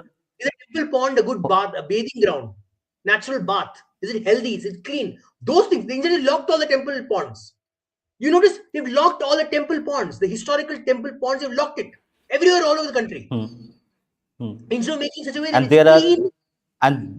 no water bodies in the temples in the North India. So that's completely gone. They don't. What is the point? Why is the water bodies even there? You know what the reason the water bodies are there in temples? For you to go and wash and then go into temple. Hmm. The whole To point is for clean you to yourself. cleanse yourself. Clean Yes, clean yourself. yes. But we don't. There's no. That's what you want to bring the temple ecosystem back. Open up the water bodies. Bring that culture back in. Make it a part of the culture. You go cleanse yourself. Maybe you go shower then go there do the ritual dip. But you bring those things back. But no, they've locked everything off. Because why? They don't want to take the effort to teach people how to use a temple effectively. Because it takes effort. It's difficult. You've unlearned all these things, right? You've unlearned how to be clean around in a temple. So it's too hard. Oh my God, it's so difficult. Oh my God, how difficult it is to build a Gurukul, man. I got to I've got to put up the teachers. I got to train them. Oh my God, so much work. Let me just go and So do a prayer. Anand, let me ask you one more question. Correct. So are Hindus politically aware enough to understand that do Hindus ask these questions, common Hindus, that a church or a mosque or any other minority institutions do utilize their resources for their own community? Correct. It doesn't go to other people. Like, it is used 100% for their own communities, and our money is utilized to fund Hajj subsidy to send people to Mecca and Jerusalem. It's not just Is that that. some? It's not just that. It's more than that. You go to a church. The church's Hmm, money is controlled completely by the head priest, hmm, the head pastor. No hmm. one else, not a single other person can control what the church money does. You know that? All over the world, this is No, a reality. Do you see any Christians going saying, "Oh my God, what is this casteism? Only this guy can decide what the money goes. I have no right to decide." Have you seen a Christian ever argue like this? Never. Full authority is given to the pastor. He runs the church like a freaking dictatorship. You know that? Not one parishioner will say whisper word because why? What will the pastor say? You talk, question me, get out of my church. Literally, they'll throw you out, and the parishioners will help you throw the person out. Because why? They trust their church, their pastor. Their pastor is the authority in that place, authority of trust. What have we done? We've taken away the. Just think about it, right? What is a pujari's job? Not just to do abhishekam. His job is to hmm, do everything for the welfare of the temple. It's a significant responsibility. The responsibility has been taken away from him. It's given to some random bureaucrat who couldn't care less. yeah, but isn't that the overall the greater Hindu society to fight for it or raise the issue at least, or they are not aware of it at all? What's No, happening? because I'm telling you, no, because they're so disconnected from what a temple is.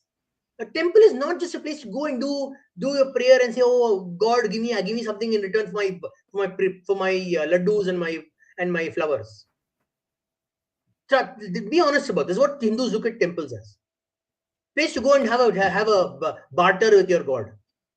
Yeah, so if you can Anand, see the graphic, I have put it on the screen for the audience, also for you to see. Correct. So this is Christian conversion sources in Germany send 2 billion every year to India, we should dedicate 5% monthly income for Hindu causes. So the statement set aside just to forget about this is happening, correct? So the Hindu society is not aware of this is happening, correct? This is a news to me and you in general, correct? Maybe some people know it, but most people don't know it, that what's happening. So, how do you think the Hindu society, as a common person, Hindu society needs to understand these concepts, how they are functioning, and what they need to do at the individual level? See, you are telling politicians are not do not want to take this up because they are least bothered about it, because their constituency who vote for them have not asked them to do this, so they will not do it. How the politics works in general. Yes. So but my point is that um, I don't explain this. It's like, see, I do go to temples. I didn't used to go to temples Hmm. because I was like, this Hmm. place is a place where people are having negotiations with God. Give me this, give me that, give me this. And I felt very disheartened. I'm like, this is not what what the temple's aura gives me. The temple's aura gives me peace. It gives you for you to think, for you to reflect on life. That's what I see the temple as, in my perspective. Because again, I don't have belief in terms of like the religious faith, right? But I can see people have religious faith. But I'm saying your faith, your bhakti in God should not be about you doing a transaction with Him. Your bhakti should be one where you're doing for society, right? And I always ask people I meet, what is your Hmm. dharma?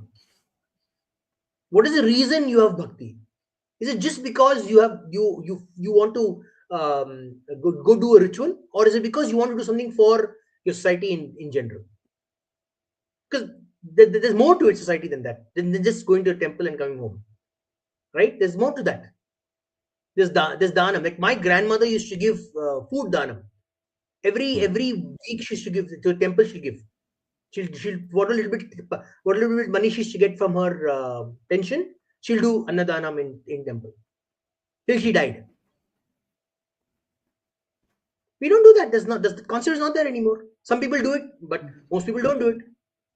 You could do that. We could do that. We can part of regular Hindu society. Like every week, the local temple people in the area donate to do annadanam or some other danam, right? And So, that okay. social activist. That doesn't an individual person cannot do it, or the individual person has to become a Yeah. social activist to do it. You know? No, it cannot be done because if you see, correct, the church functions as a kind of a like like what's say, as an organization, as a corporate organization is who is doing this conversion Yes. work, correct, correct. Not just So conversion. now, Conversion is secondary. Listen, hmm, the conversion is the part we're seeing in our thing. But you understand, hmm, they have already set up a system to run their churches. Like, for hmm, example, you may see a single church may look the pastor may be an individual, but he has hmm, contact with thousands of the pastors, and all of them have hmm, created a plan of action. hmm, They've created a plan of action together. Like, this is the place we will proselytize. You don't come here. You do somewhere else. And they take it as hmm, as a gospel that they will do it. No one can they will say anything.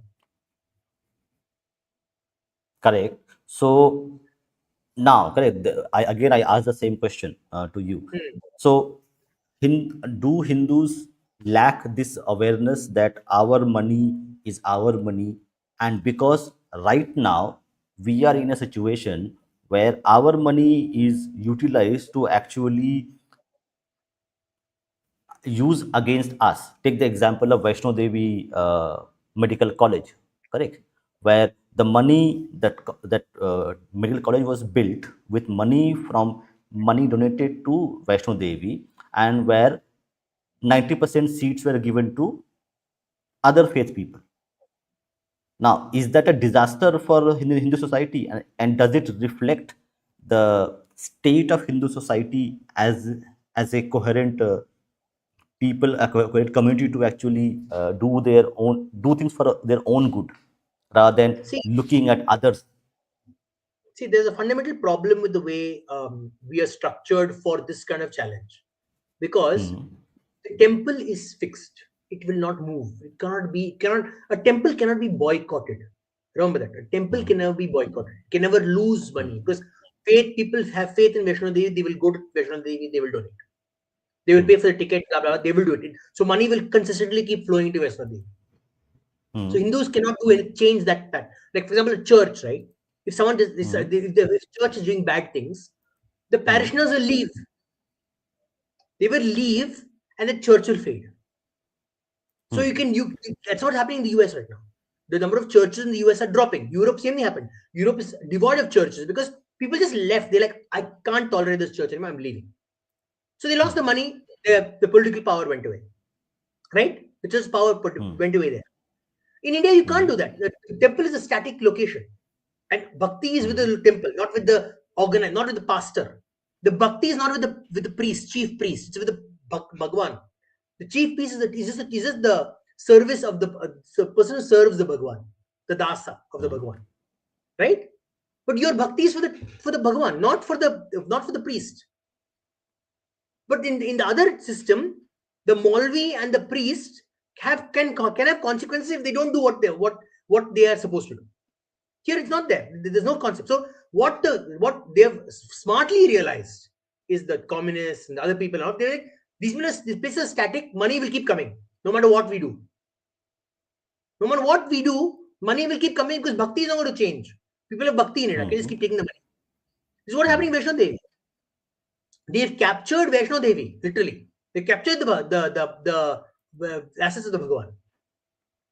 And you can't. And Hindus can't liberate it just by not going there or not donating because No, no, it is. I am not saying that. I am saying that just be politically and communally aware enough for Hindus to understand that if the other community can use their own money for their own good, why Hindus cannot are unable to do this? Because the state has captured the stuff. See, there's a problem. No, you've created such a way the state can capture the static object, the static place. They captured it. So what can you do? Even if you're aware, what can you do? Can you unelect bureaucrats? You can't. They've No, captured the place. that State is problem needs useful. to be solved by wait. That problem need to be solved by the Hindu society, and politicians and everybody else is part of the society. They are not they're not dropped from Mars or Venus. No, but at some point, no, if you're 99% Hindu society, it's possible. Problem is, Hmm. they're so strategically people have located themselves in these places. There are certain Hmm. groups who strategically put themselves in certain places of power, where even if you're Hmm. aware, you cannot change that location. You understand? Vaishno Devi, the way they've designed the system is like that. They've thought that you understand this is like 100 years ahead. They've thought of the system. Hmm. You look at all the cities, the center parts of the cities. Who has taken up center part of all the cities? The most valuable land. Who sits there? Every city. I noticed every single city in India. They're right in the center of every city. Most valuable land, thoroughfare. They own it. KR Market in Bangalore, Dharavi Hmm. in Bombay, what do you call it? Delhi, they center of the city. And all major cities, they have the center of the city. How do they get the center of the city? They're supposed to be the poorest people in the country, right? How do they have the center of the most Hmm. valuable land in the city?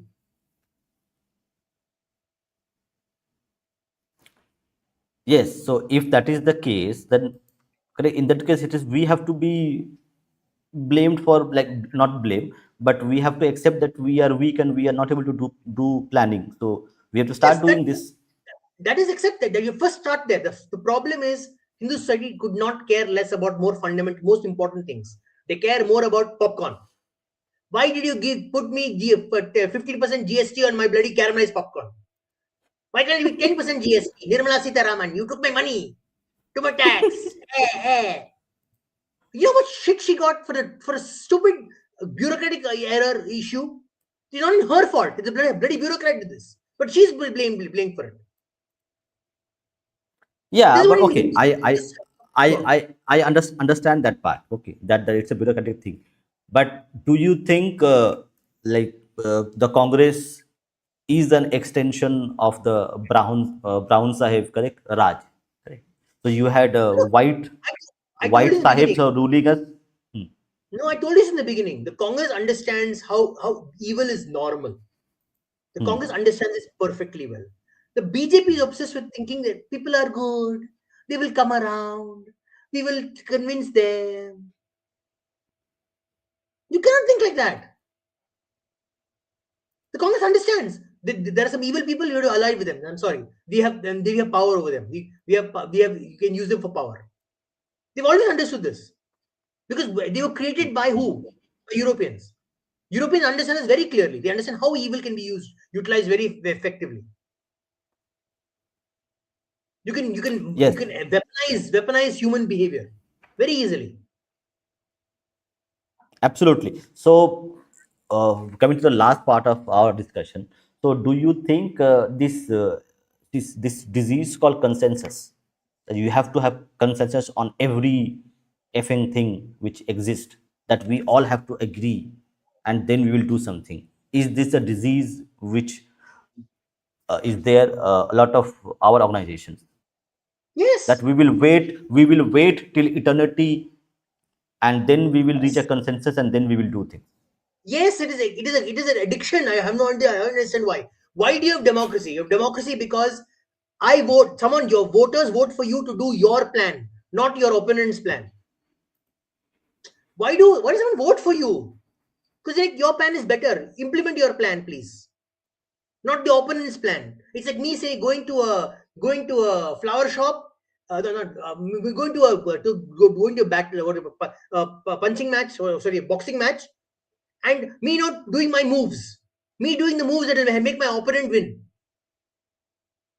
Who goes into a battle like this? Which moron goes into a battle like this? Or me going to into boxing match saying, "Oh, I'll punch in such a way that my opponent gets the same amount of bruises as me." Who does any kind of thing in the world like this? No one in the world does things like this, bhai. No one. Barack Obama said we'll work together as Americans. He didn't follow that policy. He did what he wanted. Donald Trump said I'll be for all Americans. He didn't follow that policy. Biden said he'll do for all Americans. He didn't follow that policy. These are the most advanced democracies in the world. They don't follow this bloody policy. Why are we stuck with this bullshit policy? I don't understand. When I came to India and I found this the way politics is discussed, I was like pulling my hair out of my head. Like, do you understand democracy? Do you understand Aristotle's critique of democracy? Yeah, yeah. We need to do a show on that. Let's discuss People Aristotle's don't understand. People don't thoughts on understand what democracy. democracy is. Democracy doesn't mean you all hang out together and do kumbaya and get a good solution. Democracy is the winners win. That's it. You just shut up later for the next 5 years. The opposition just shuts up for next 5 years. They have no say in the matter. That's democracy. No, but isn't that correct? So if you do things at that level, when you lose power, then again all this will be reversed. So is that But it's already been unending happening. cycle? It's already been happening. My point is you're trying to play a different game than the opposition, your opponent. Your opponent only understands this realism. You look what happened in Karnataka. They came into Karnataka next day, they cancelled all the Savarkar education. They didn't even wait. The Congress didn't even wait. They didn't say, "Oh, BJP, we want to work with you. Let us find an equitable solution where we'll do some things that you like." No, they changed everything. Same thing in DMK came to power after AIDMK lost. They changed everything. They changed the curriculum. Next day they start changing the curriculum. The opposition understands this very clearly. It's only BJP doesn't even understand this clearly. I have no idea why. No, but is that a framework which can be like long term thing that you implement policy after 5 years it again changes, after 5 years again changes? Is this something I'm You, saying in the you're practical terms? No, don't assume you will lose. Fight in such a way that you will never lose. That's my point. The problem is you're still worried about losing. Why are you worried about losing? Focus on winning.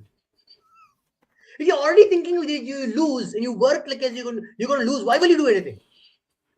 Okay, now actually to support your argument, correct? Support your argument I'll give right you an example. now. It's like me going to Correct. an examination, thinking, "Oh, Hmm. I'm going to fail. Why study, man? I'm going to fail." No.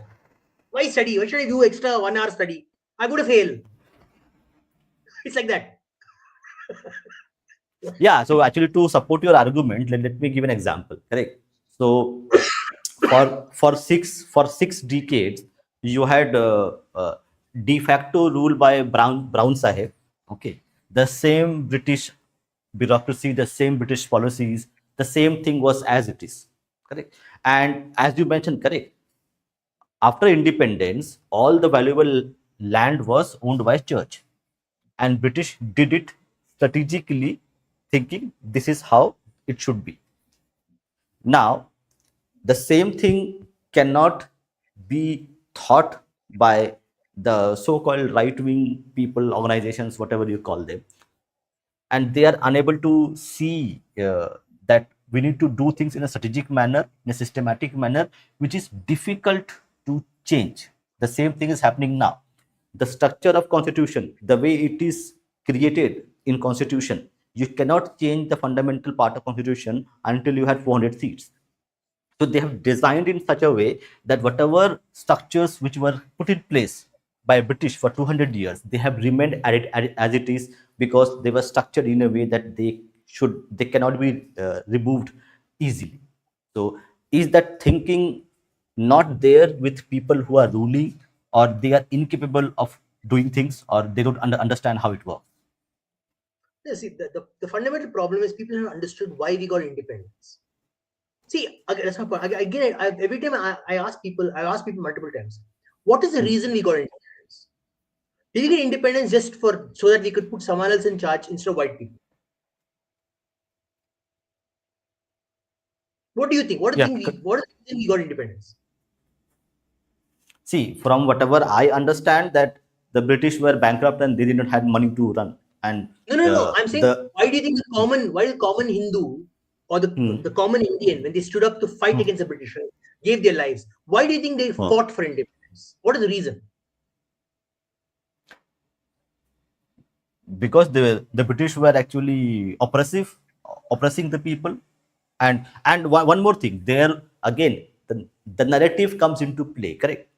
The narrative which was woven by the Bhadraloks of Bengal, primarily from the people like Subhash Chandra Bose, Rishi Aurobindo, and other revolutionaries, who had actually sown the seed, the narrative that we are oppressed, see this data, people are oppressing you. Then the common people came and followed the leadership. So again, the narrative plays a very important role. Common people were not revolting in mass numbers until they had the leadership to guide them.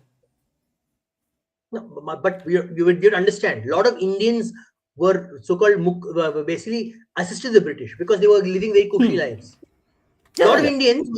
So my point is, why did the common Indian finally say enough is enough?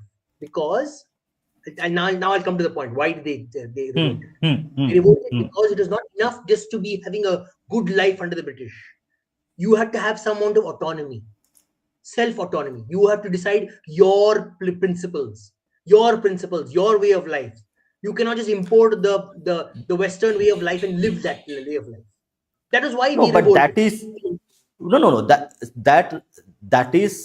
will be there in the 5% of the elites, not on of the 80% of the common folk. I'm sure even the common folk thought People, this. They don't want to. They don't want this white man to tell them how to live their lives. They want to live their lives the no, way they want to live that their lives. no. That had see that had to be told by an brown skinned person that you are oppressed. You correct. You understand correct how revolutions, how movements work. I The don't. I don't. 80% people don't have any idea. I don't think so. I think at the heart of every Indian is a self respect and wanting to have dignified life. I believe that, Yes, honestly. yes. If that is the case, What the then elite did is they tapped into this idea. They tapped into this idea of wanting self respect and wanting self dignity. They tapped into it. My opinion.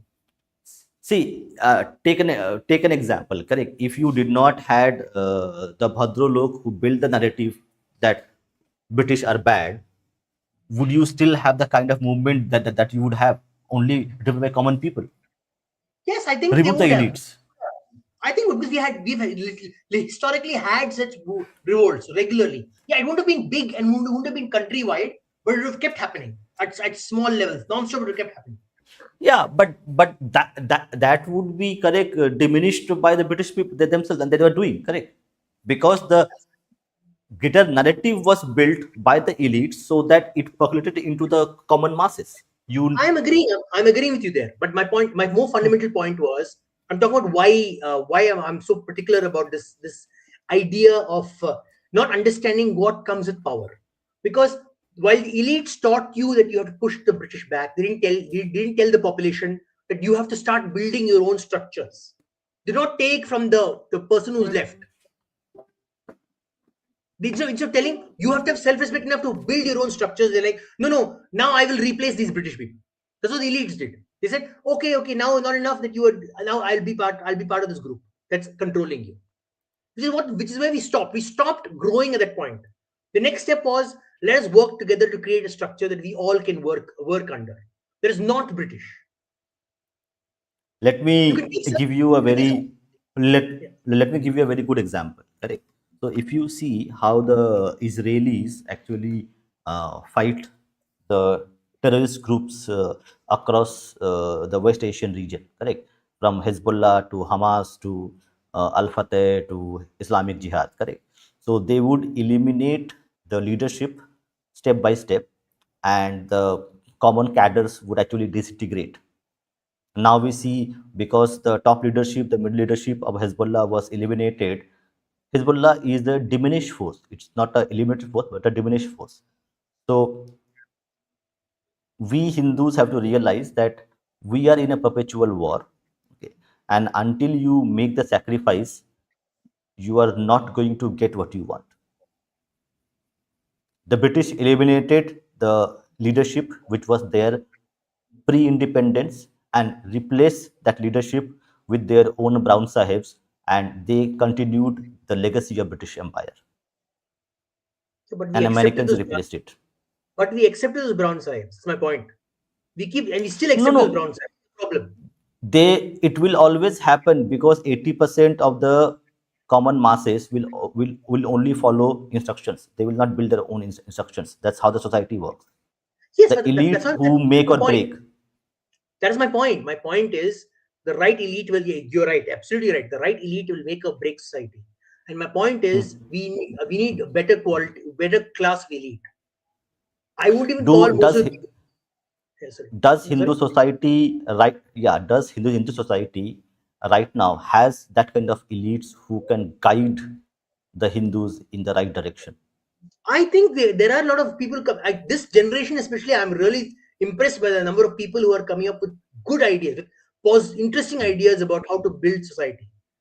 And it's happening now. I'm telling you, I've observed in Indian politics, even not very much when I was younger, but after around 20 years old, I've been observing Indian politics.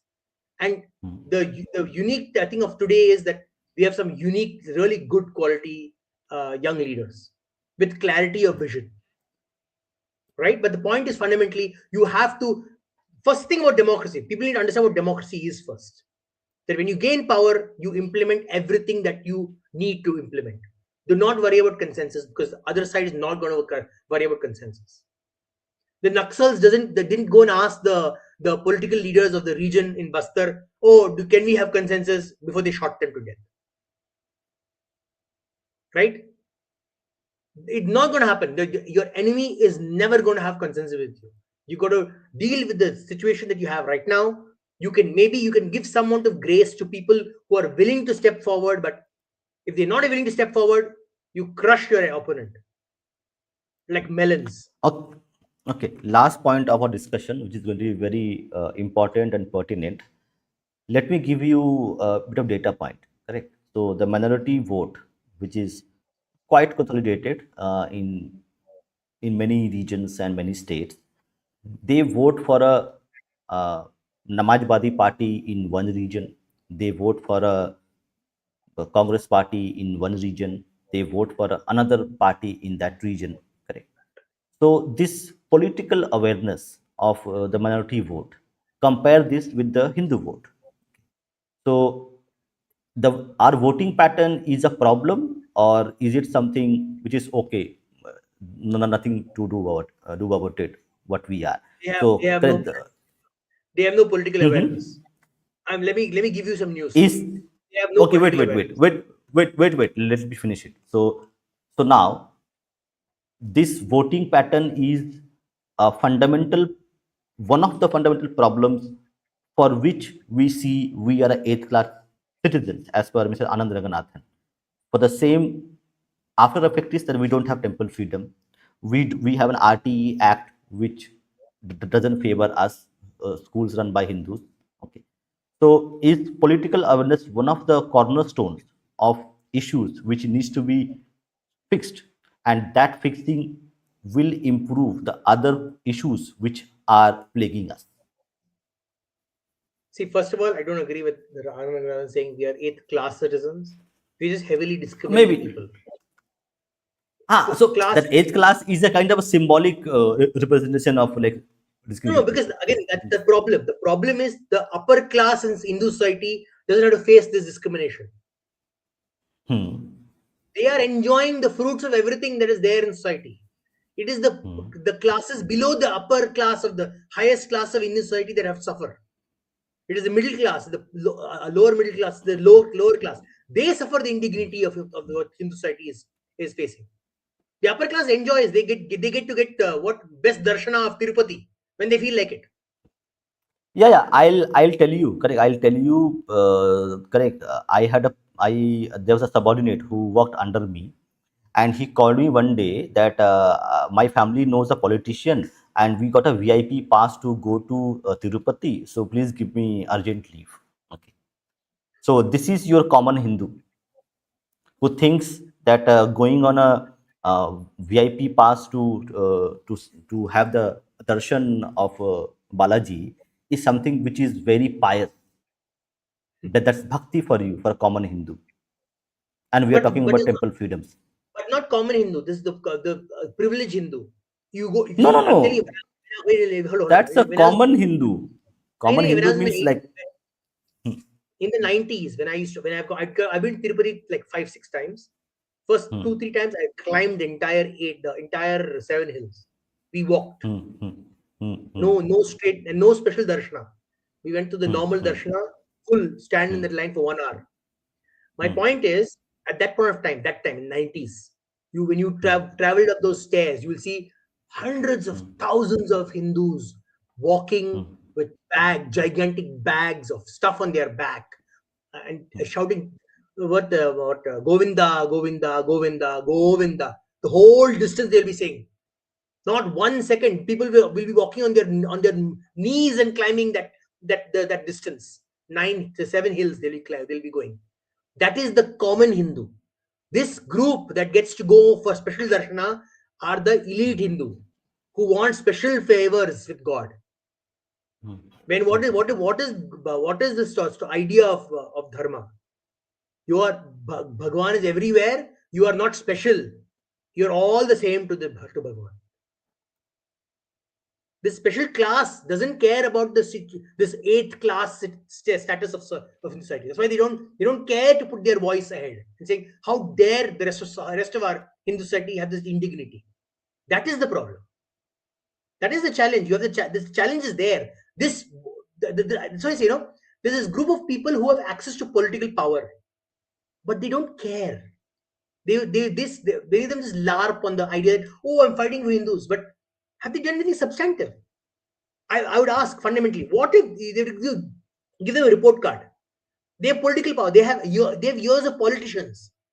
What have they done change fundamentally on the ground for any Hindu? Any of them with years of politicians? Nothing.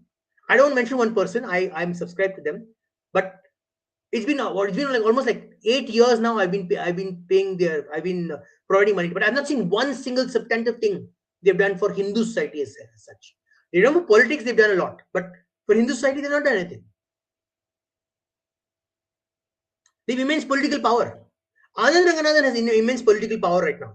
He says, I'm not influential, but yes, he's influential enough to be invited on multiple talks in multiple stages in multiple places. While he does speak about it, where is the fundamental lobbying? Where is the lobbying? Saying this no. particular politician, do this in this place, do that in that place. The other side is not like Yeah. that. The other So side will no, the other side will fight. The other side, the people of influence will go and lobby. They say, if you don't do this, I will not come to your show. I will not come to your event. I'll not patronize your thing. They will say these things very explicitly. But we don't put our money where our mouth is. Yeah, is this a unique Hindu problem? Do you think? It's a unique Hindi problem. It's a unique Hindu problem Why? Why it's a unique Hindu problem? because we're not willing to put our money where our mouth is. We talk a lot. We don't No, do but anything. no, no, no. But we were not the same, correct? So you had Gopal Mukherjee, correct? Put his money where his weapon was. But he was not upper. He was not upper class Hindu. He is a common Hindu. Common Hindus do these things. I'm talking about upper class Hindus. I'm talking about people with political power, with political will, with political access. They don't No, no. bother. They don't care. Okay. Understand. So see, correct. That's the irony. So so in pre-independence era, you had Tilak, you had Subhash Chandra Bose, you had in a lot of Bengali revolutionaries. You also had revolutionaries in uh, Madras, Chennai presidency or Madras presidency, where they were all elites. Like they were all like well-educated people. Rishi Aurobindo was educated in London. So where we have lost, where the Hindu elite have lost their way, because I'm quoting you example, okay? Subhash Chandra Bose, the people, Mr. Munje. Mr. Munje was the very rich person, and Mr. Munje was the person who had adopted Baliram Hedgewar, the founder of RSS. Without him being adopted by Mr. Munje, we would not have sung.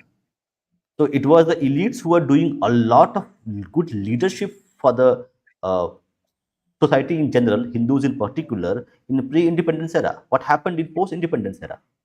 I'm telling you, no, because they were not politicians. The minute they No, came, they were became politicians, politicians. no, they were not. They were made thought leaders maybe, but they're not politicians. The minute they became politicians, they changed their behavior. Bal Gangadhar Tilak was a politician. He was a Congress politician. Like, one or two, like Tilak I'm was saying, a Tilak was a political mind. Like, I'm giving you example. I'm saying you may, and that's then. I'm talking now. Let me No, take Tamil Nadu for example. yeah, no, No, no, no, no. What I'm I'll saying that what has changed? What has changed that the society has become like this? The way the elites have behaved now, the way they are behaving, and how they are behaving pre-independence. because he didn't think 10, 20 years ahead of time. I will give you an example in Tamil Nadu, right? Hmm, hmm, The Tamil Nadu Congress was one of the most Hindutvavadi congresses in the country. hmm. They fought for Hindu Dharma strongly. But they're the same group that created EVR. They created EVR. They created that psychopath. He used to come to Congress events. He used to come to Congress politicians' houses, begging them for access, for political access. They gave it to him. And what did he do? He turned around and attacking Hindu society. You'd understand. The same is happening now. Chandrasekhar Ravan is not serving Dalit rights. He's just serving his own rights, his own benefit. He's benefiting himself. What school, hospital, anything is built for the Dalit community? Nothing. What has he done? Has he created a situation where he could educate students to get PhDs, get scholarships? Kuch bhi kiya hai. But why? It serves them. It's like what happened to Bhindranwale. Bhindranwale is created by the so-called the Congress elite. They thought they were doing the right thing at that time, but see what happened later. Same thing is happening right now. They're creating these people. They're creating the Ravan. They're creating the what Mandal. What Mandal is that? The guy they just adopted. That guy. Jogan Mandal, Not Jogan Jagaman, the Mandal. recent one. Now only they recently Acha, Dilip Mandal. Philip Mandal. They adopted it. But why? Because they want like, oh, we will capture this vote. But what are you sacrificing in return? Are you doing anything for the Hindu Dalit community? Are you improving their self-confidence? No, you're not. You're letting this guy infect they're destroying their self-confidence. Saying, no, you'll always be treated like this by everyone. Everyone will treat you badly. No, you want to build self-confidence. They build your institutions. Get self-confidence. Build your own your schools, your colleges. So you're proud of creation or something. That they don't do. They want to make it's a political framing. Like this is my enemy. This enemy is fighting the enemy, and then we are winning elections. So that's the point. The problem is that the elite creates the enemy that will affect them 10, 20 years down the line. That is the problem. It's because you think only for today. You don't think for the 20 years down the line. Look at Ambedkar. Ambedkar was a smart guy, but he didn't think what will happen with the reservation policy. He thought he will be giving respect. He'll give such confidence to his people. They'll go through the reservation system. They'll come out educated. Their educated people will get their people out of that quagmire of caste and get them with self confidence. They'll be able to build their own community. But did it happen? It didn't happen. It only deteriorated more and more. While a lot of people did get educated well, but did they go forward and pay it forward? Like they say, pay it forward. Ambedkar gave me the opportunity to do well. I should pay it forward and give someone else the opportunity to do well. No, my subcaste will only do well. Only my subcaste will No, do no, well. I don't care about other not, groups. not even subcaste. Like it is the family which Family. needs to enjoy all the fruits till eternity. Others can take a dip in the Ganga And they took whenever they advantage want. of feudal system. They took advantage of the same feudal system that the zamindars used to do. So what did the zamindars used to do? I am your godfather. You come and beg at my feet. I will throw some scraps at you. You will say, thank you, Bab. Thank you, Bab. Give me, thank you for the scraps. I will be your forever servant. So they do the same thing in your community. Like, oh, I also will be the head honcho. You come and beg me for scraps from, because I'm your leader. You come and beg at my feet. I will throw some scraps at you. You will be my political base. What are they doing? They're exactly doing that. Same thing. All this Lalu Prasad. What is he doing? He's captured the entire Yadav base by this way thing only. No, I am your karta dharta. You come and bow at my feet. But he doesn't do anything substantive for them. He gives them access in politics, but that's temporary because the next government will come in, they'll get thrown out of their positions. How are they evolving beyond that caste identity or that caste conflict? They're not. Absolutely. So we're going to continue these conversations. We're going to talk a lot about other issues which plague. But for people who are watching us and people who want some book recommendations, this is the book. This is a very not very popular book. It's called India, India. Hindus, and Narendra Modi. So this is a look at Sri Narendra Modi's extraordinary achievements, but also where he may have faltered. So this is a kind of analysis of a practicing Hindu, okay, who has built a museum in Pune. So you can search him. This book, people who are like thinking what went wrong, okay, why Narendra Modi's government is doing all these things which are looks very unfamiliar with their noble intentions. So politics is not a very easy game. It's not an It's easy not. thing to do. So to understand a little bit more about politics of BJP, read read this book, and you might have a bit of answers, not the whole answer, but part of the answer, what's going on and what has good has happened, what's bad has happened. From our platform, we are not going to promote anybody. We are going to only promote dharma and what is good for Hindus.